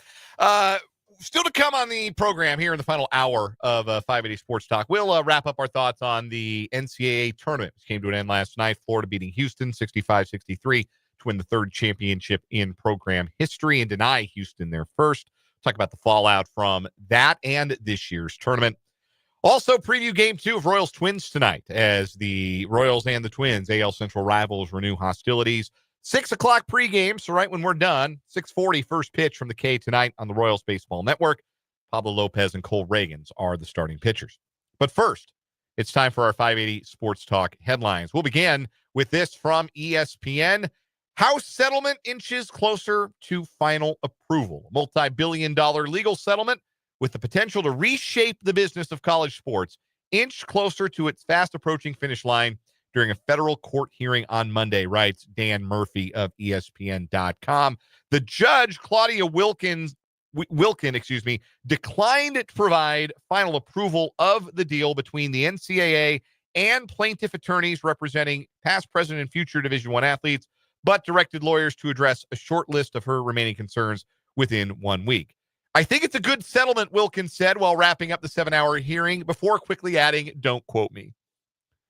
Objectively, a very funny Sounds sentence. like a bit from the Naked Gun movies. So this is called the House settlement, not because anything happening in the House of Representatives. The lead plaintiff in the case is named Grant House. That's why it's called the House settlement. And the NCAA has agreed to pay roughly $2.8 billion in damages to past and current athletes to settle 3 federal antitrust lawsuits and would create a new system for schools to pay players directly beginning this coming summer. In exchange, the NCAA will be allowed to limit how much each school can spend on athletes per year. An effective salary cap expected to start at roughly $20.5 million per school and increase annually during the 10-year lifespan of the deal. The deal also gives the industry's most powerful conferences an increased ability to police NIL deals between athletes and boosters, intended to keep teams from using their boosters to circumvent the cap. So the remaining concerns from Judge Wilkin include one provision that would place a limit on how many athletes could be on a school's roster for each sport. If you listen to Chris Kleiman's press conference to open spring practice last week up in Manhattan, you know he was pretty fired up about the idea that this settlement could lead to the reduction of how many guys they can keep on the roster. There are obviously limits on the number of scholarships right now that each team can give to its players, but if this settlement is approved, that rule will go away. So what the NCAA has then proposed to do is just limit the number of players each team can keep on its roster so that you don't have like Alabama football handing out 135 scholarships where New Mexico State can only hand out the 85 they were previously handing out. So that's the NCAA's rule. They're going to limit the number of players each team can keep on its roster. There are a lot of teams, Kansas State football among them, that would have to cut current athletes from their rosters to comply with that rule. There have been a lot of people who asked Wilkin to reject the entire settlement outright because it could lead to the elimination of all those roster spots. Wilkin's suggestion is that any current athlete should get to keep their spot, even if it put a team over the new roster limit, essentially grandfathering in current players. Wilkin can't mandate a change to the settlement, but can make suggestions for how attorneys can solve problems that might keep her from making the deal. So the hope is that it will only take a few more weeks for Wilkin to grant final approval to the deal. Schools have already started making progress on planning to begin paying their players directly coming up this July. So that is where things currently stand when it comes to the business of recruiting and the business of paying college athletes on the NIL front.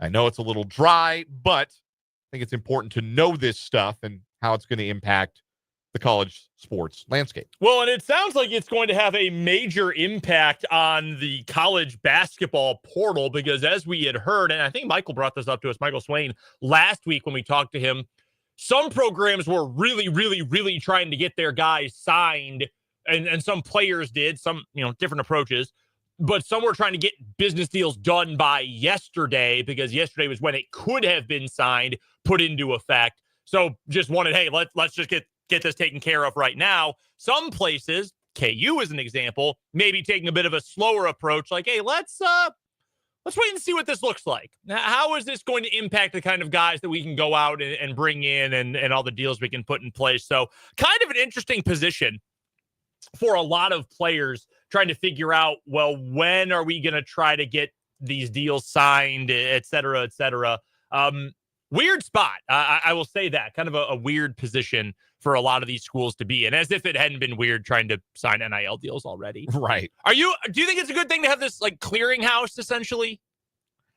I don't know if I think it's a good thing. I think that I just think that any rule the NCAA tries to put in place will be circumvented by the schools who are member institutions of the NCAA. Yeah, that's entirely fair. I think their enforcement power is basically nil, and it's just a toothless bureaucracy more and more every passing day. It becomes more and more obsolete. I feel you completely on that. Bill Self had it right. Like, I thought the fair market value was whatever someone is willing to pay someone. Yes, that's literally how our economy, our capitalist economy works. Like, that is what market value is. You're worth what someone is willing to pay you. But now we go from that to the NCAA saying, well, we actually need to verify that this is a fair price. Why do you get to verify it? Why can't we? If we want to pay a dude $5 million, why can't we? Exactly. Yeah, it's revenue sharing is a better way to do it than like begging fans to make donations, which in and of itself, we could go on for days about how inappropriate some of us think that is, but it's like everything in the last 5 years, it's just been handled terribly by the NCAA. Of course. Next headline for me, let's get to, speaking of college basketball, some transfer portal and draft entry notes from the Big 12, couple notes from the Big 12 specifically. In fact, Igor Demin, a potential lottery pick. He is headed to the NBA draft. Normally, well, in recent years, it has become clear if a guy is just gone and he's not going to keep his eligibility, the report will not include he intends to keep his eligibility. It's just going to say he's entering the draft. Igor Demin, in all the posts about him leaving for the draft, not a single one has said he is keeping his options open in college. He's going to the NBA. Lottery pick. Would you take him like back in the lottery? It's a stinky draft. It is. It's an extremely top-heavy draft. Kind of changes. Like, I don't know that he's a lottery pick in a great draft, but like And I don't think he was as good as the hype suggested he was going to be in year one in Provo anyhow. But a guard with that kind of playmaking ability, that kind of size, like a guy who could be a showrunner with some upside. Yeah, I think he's a late lottery pick for me. Probably. I think that's fair. Additionally, from the Big 12, leaving a Big 12 school anyway, Jaden Quaintance has committed to Kentucky, and Mark Pope, the former big man for Arizona State, who tore his ACL at the very end of the year in February, if I remember correctly. Yeah, he played through it. He tore it against K-State, but he played through it. Yeah, crazy. It has been reported that he is expecting to be able to resume playing basketball as early as September.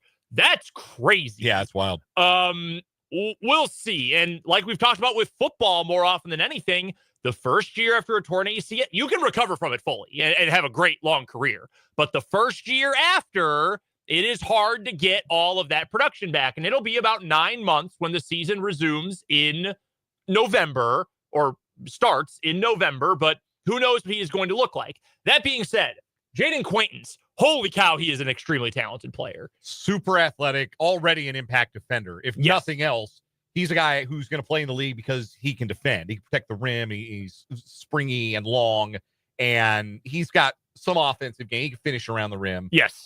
He was committed to Kentucky, and then when Cal left, Mark Pope didn't recruit him super hard, so he ended up at Arizona State for a year. But Mark Pope. And then he thought, I'd like to play for a good coach. Yes, and Mark Pope was interested again. Yeah. And now he's headed to, I think, where he always wanted to be, which is Kentucky. Doesn't have much game away from the rim.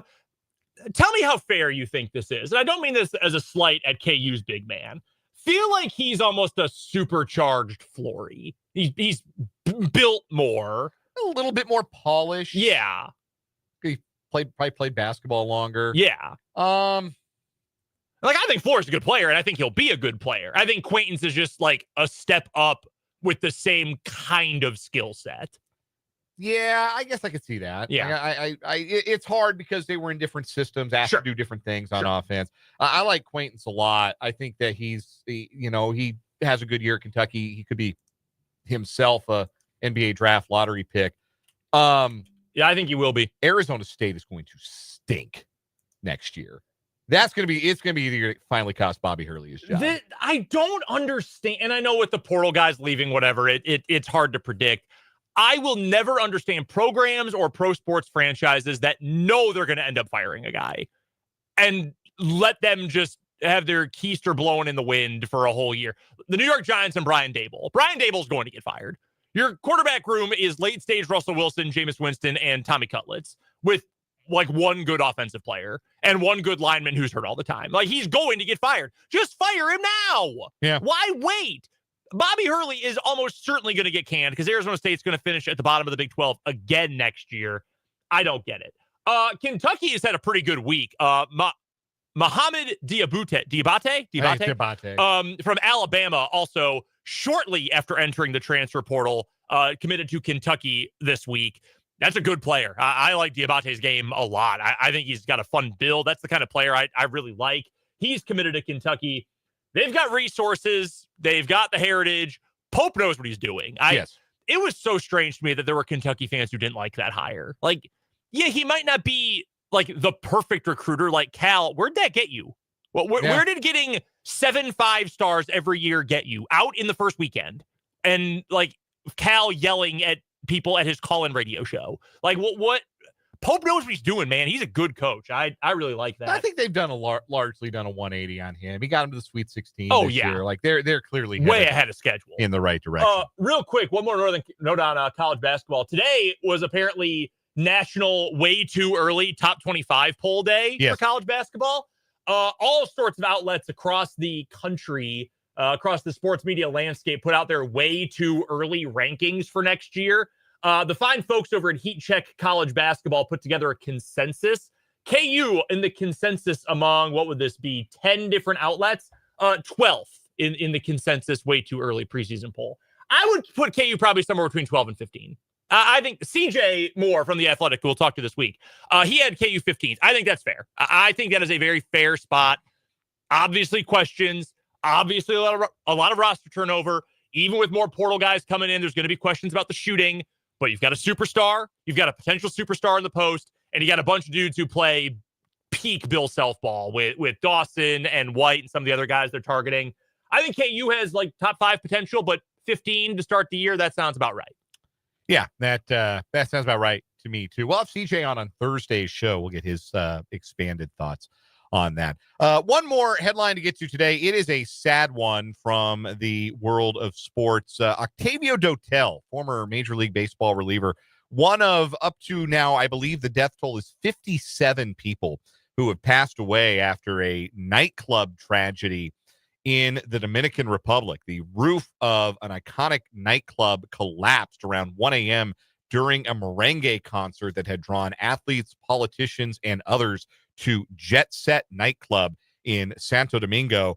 Dotel, 51 years old, was initially pulled from the rubble 6 hours after the roof collapsed, but sadly perished from his injuries. Also killed, at least that we know of so far, the death toll sadly continues to rise from this horrible tragedy, is the governor of the northwestern province of Montecristi in Dominican Republic, Nelcy Cruz, who is the sister of 7-time Major League Baseball All-Star Nelson Cruz. So big tragedy for the world of baseball. Octavio Dotel played for 13 different teams in a 15-year Major League career. King of the Immaculate Grid. He is. He's an Immaculate Grid Hall of Famer for sure. He spent parts of the 2007 season with the Kansas City Royals, pitched 24 games, saved 11, and posted a 2-1 record with a 3.91 ERA. 11 of his 109 career saves coming in a Royals uniform before he was shipped off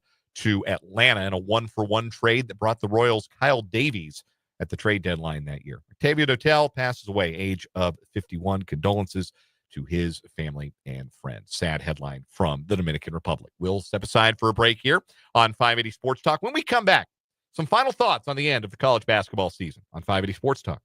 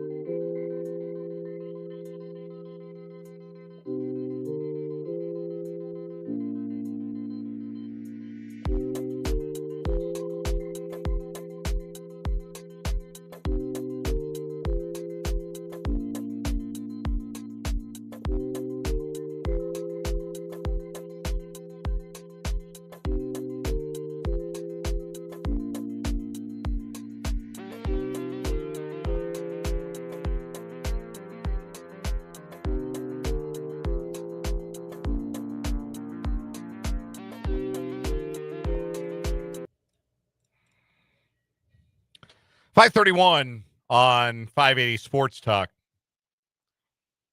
Dan and Brennan hanging out with you, hitting the home stretch of this Tuesday edition of the show. Thanks for being with us, 580 WIBW. Thanks for watching us on the YouTube. 580 Sports Talk is the YouTube channel. Go subscribe to the channel if you have not already.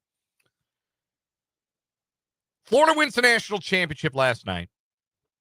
One of the things that Todd Golden said after the game, and he said it a lot throughout the season and the run, talking about how he had a team full of guys that weren't highly touted or highly recruited.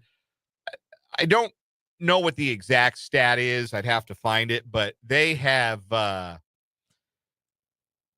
become, and I'm digging out the stat here right now. My apologies. They are the first team in the modern era. This is from 24/7 Sports.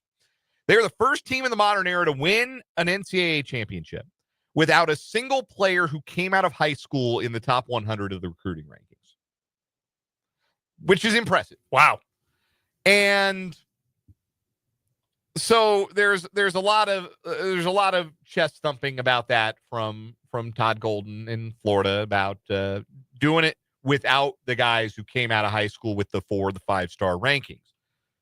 It doesn't mean that recruiting wasn't important for Florida. They just plucked their guys off the transfer portal. Walter Clayton was Iona's best player, and the Gators got him. Elijah Martin was FAU's, was he their best or their second best player? Was he better than Nelly Davis? I loved Elijah Martin's game. I would say so. Yeah, Nelly Davis was good. Yeah, they were 1 and 1A, right? But right. Like he was a verifiably excellent college basketball player at FAU and finished his career at Florida. Will Richard, who was the reason the game was close enough for Florida to mount a comeback after Walter Clayton spent the first 25 minutes last night in Alcatraz. He started at Belmont before he went to Florida for the last 3 years. And I don't say that to suggest that, somehow I'm saying the transfer portal is bad, but this idea that, we took a chance on a bunch of guys that weren't highly touted. No, you went and got good college basketball players. You went and got guys who were verifiably good in college, and you added them via the transfer portal. Now, they got to fit. The pieces have to fit. That is still the most important thing. If there was a lesson that was learned this season in college basketball, and good golly, did we learn it here in the cradle of hoops, the Sunflower State, watching KU and K-State play basketball this year.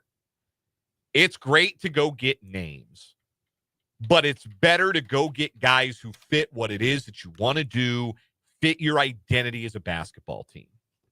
And I think in the end, what we saw in the Final Four were 4 teams that had a distinct identity, had a distinct way that they played and way that they played together in ways that they won games. And I think that's the lesson. Like if we are at the end of the book, we're at the end of the story that was the 2024-25 college basketball season. That's the lesson. It's nice to win the transfer portal. It's nice to have some good headlines about how much money you've spent in the portal. You went and got this guy. You went and got that guy. But there's no substitute for figuring out how to put the best basketball team on the floor. And that's what Florida did all year long. They put the best basketball team on the floor. Houston's another team. Like, they weren't hugely reliant on the portal, but 2 of their starters, most important guys, Uzan and Cryer, were portal additions.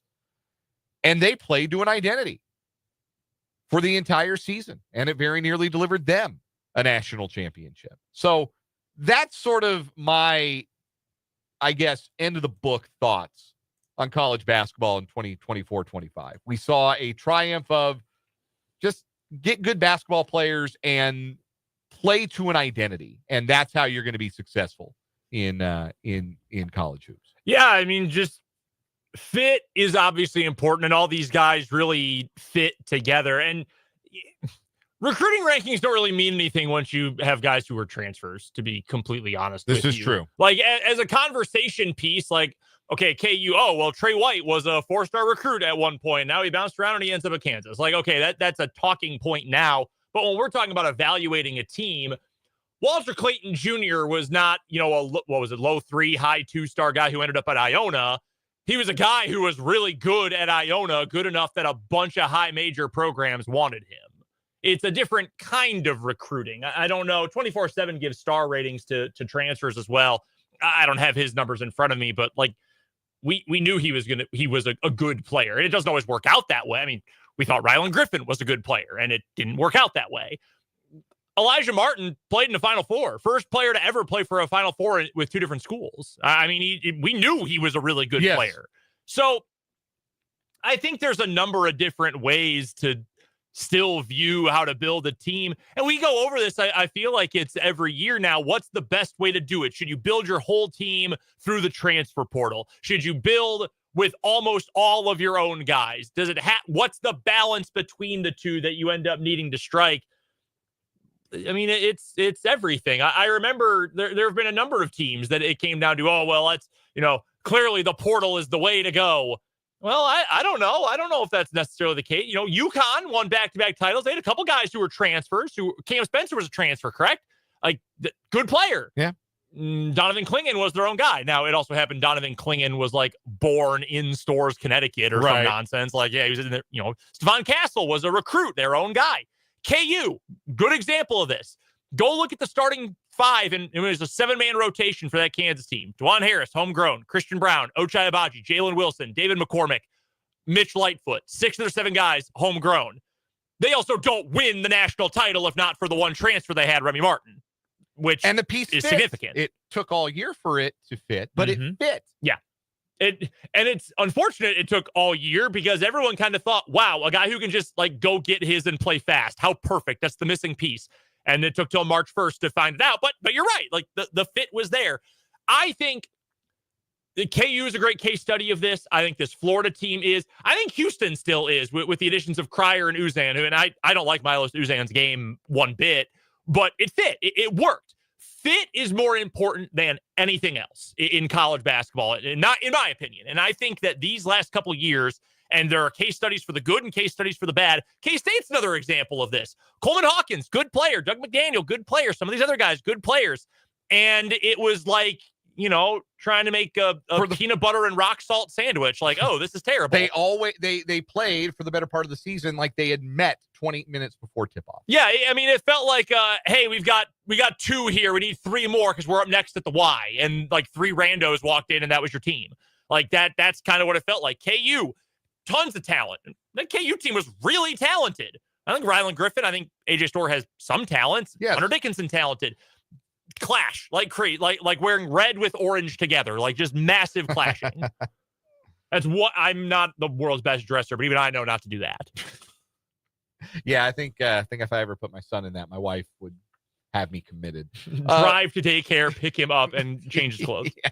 No, I think you're I think you're right. I think the broad point, this idea of he did a lot of hand wringing about it throughout the season in regards to how we talked about the Jayhawks and the Wildcats and how, oh gosh, they misfired in the transfer portal. They've built these teams that don't accomplish what they were set out to accomplish. And not every team is set out to accomplish the same thing.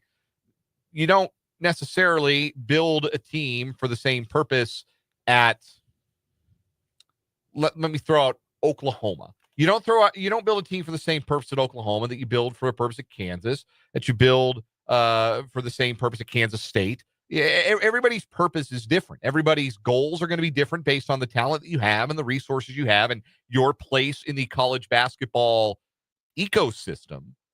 But you've got to be able to have an identity as a basketball team. That's still the most important thing.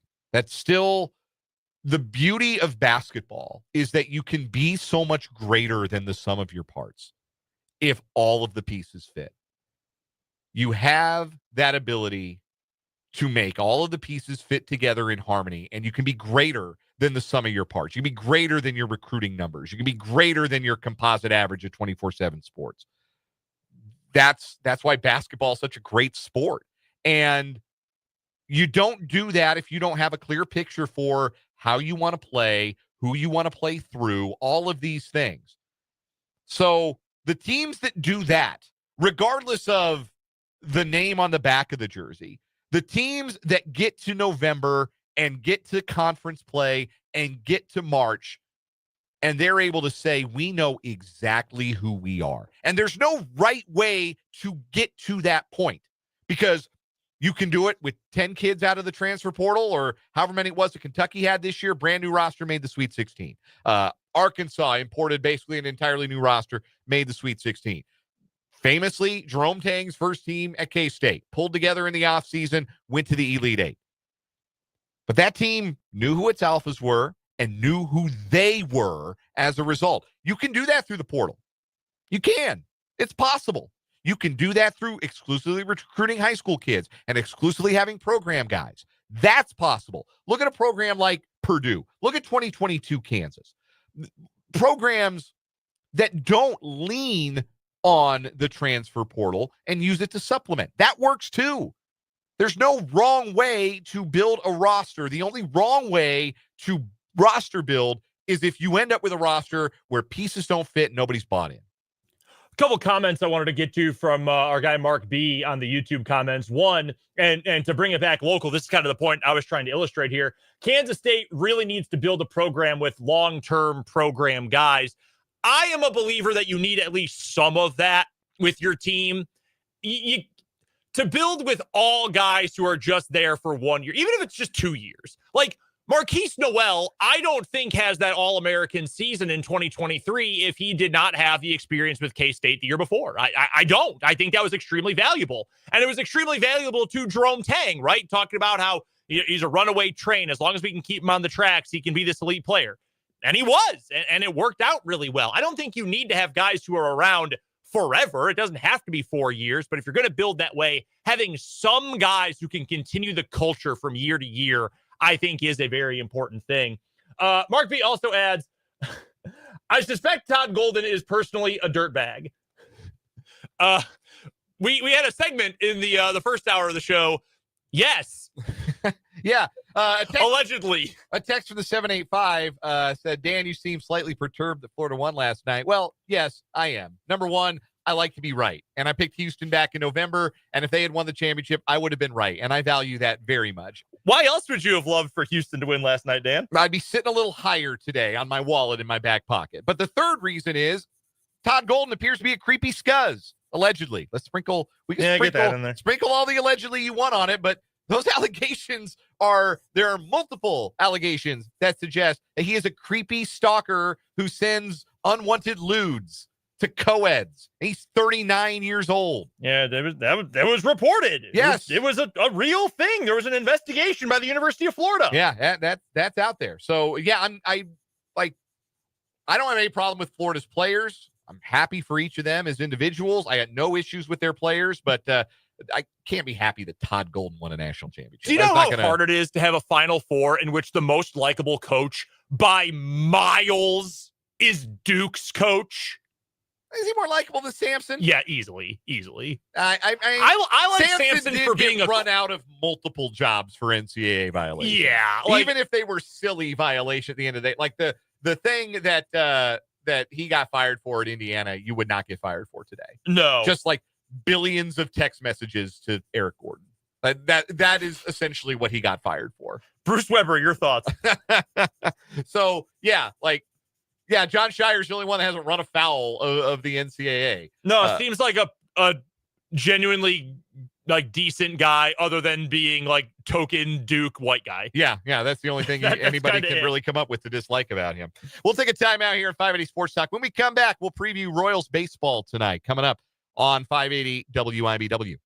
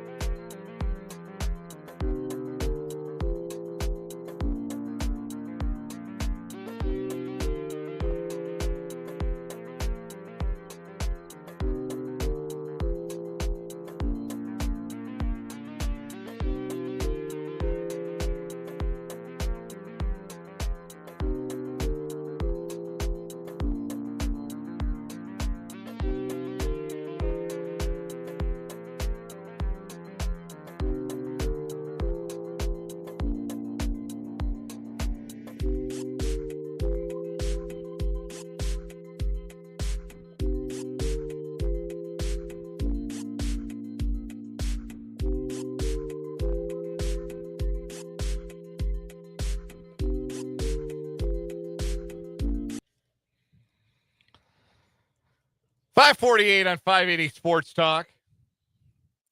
Royals baseball coming up in 12 minutes here on these airwaves. We'll hand it off to pregame coverage on the Royals Baseball Network. Another 6:40 first pitch tonight between the Royals and the Twins. Royals try to make it 3 straight overall and 2 in a row against the Twinkies. And 2 pitchers, Brendan, who've had a lot of success against their respective opponents. Cole Reagans for the Royals.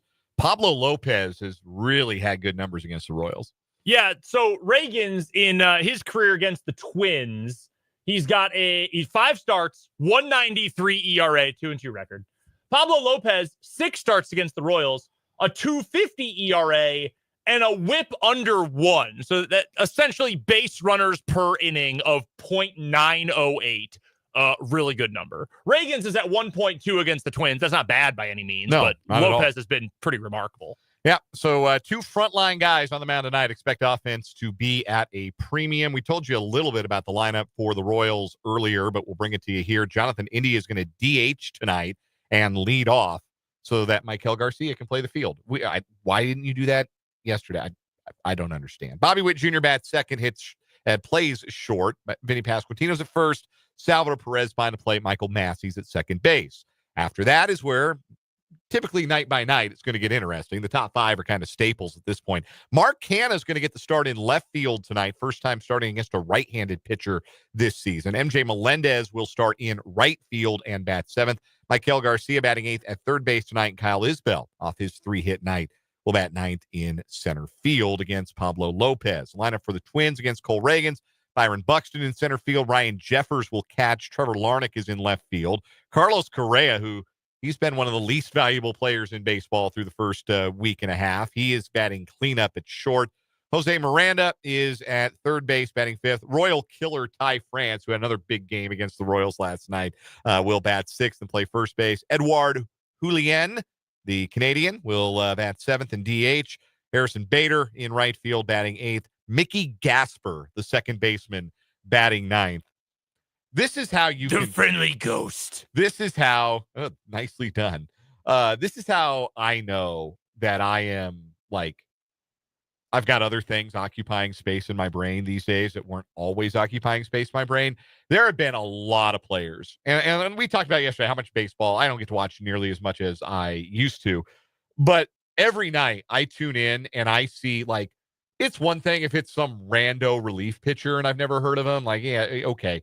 They're multiple teams have multiple position players. I have no idea who they are. I'd never heard of Mickey Gasper in my entire life. I thought that was the guy from Little Big League. That was actually Mickey Scales. Touch them all, Mickey Scales. Nice. That's a great movie. Little Big League still holds up so well. We're gonna get to revisit some of the children's sports movies classics of my youth with my son someday soon. And I'm excited to see which of them have held up. I don't know if anyone have held up as good as Little Big League. That one's still really good. Yeah, Mickey Gasper. He's got a mustache. Went to Bryant College. America East. America's Conference. 27 career at-bats. Real person playing second base. Switch hitting for the Twins tonight. I'd like to see a little bit sharper command from Reagans tonight, but my point last night still kind of stands. This is a Twins lineup that hasn't hit a lick. So Reagans should continue to attack this struggling lineup, try and keep them off balance and keep them off the board and give the Royals a chance to take the first 2 of this 4-game series. Because what you can do, talked about it yesterday, you can't win a pennant in April. You can play your way out. You can dig yourself a hole in April. The Twins right now are 3-7. Their vibes are not great. Rocco Baldelli got thrown out of the game last night. And frankly, I understood why he was mad. That pitch clock violation was a little hinky. They should have been more obvious that they were having pitch com problems, but it was a whole thing. But you can tell they're kind of by a thread. They're feeling this slow start in that Twins dugout. Keep them on the defensive. Keep them flailing. Reagans is the perfect guy, I think, because I know he's going to attack. And I do. I like the Royals to solve Lopez enough. I don't think they'll need a lot, but I think it'll be a low-scoring game tonight. But I think they'll get enough off of Lopez, and Reagans will shove. And I think we'll be talking about a Royals win on tomorrow's show. We'll take a break, come back, and wrap it up with the final word.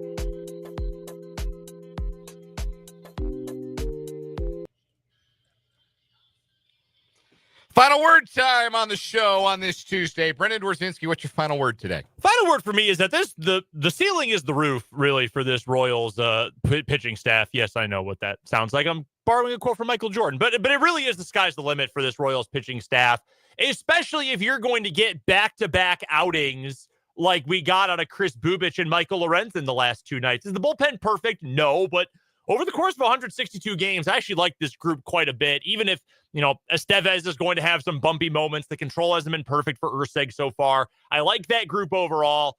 This rotation, my biggest concern was health and the age of guys like Wacha and Lugo. But if you're going to get Lorenzen and Bubich pitching anything like they have the last 2 days, and we know the kind of quality that we generally get out of Cole Reagans, this should be, not just should be one of the best staffs in all of Major League Baseball.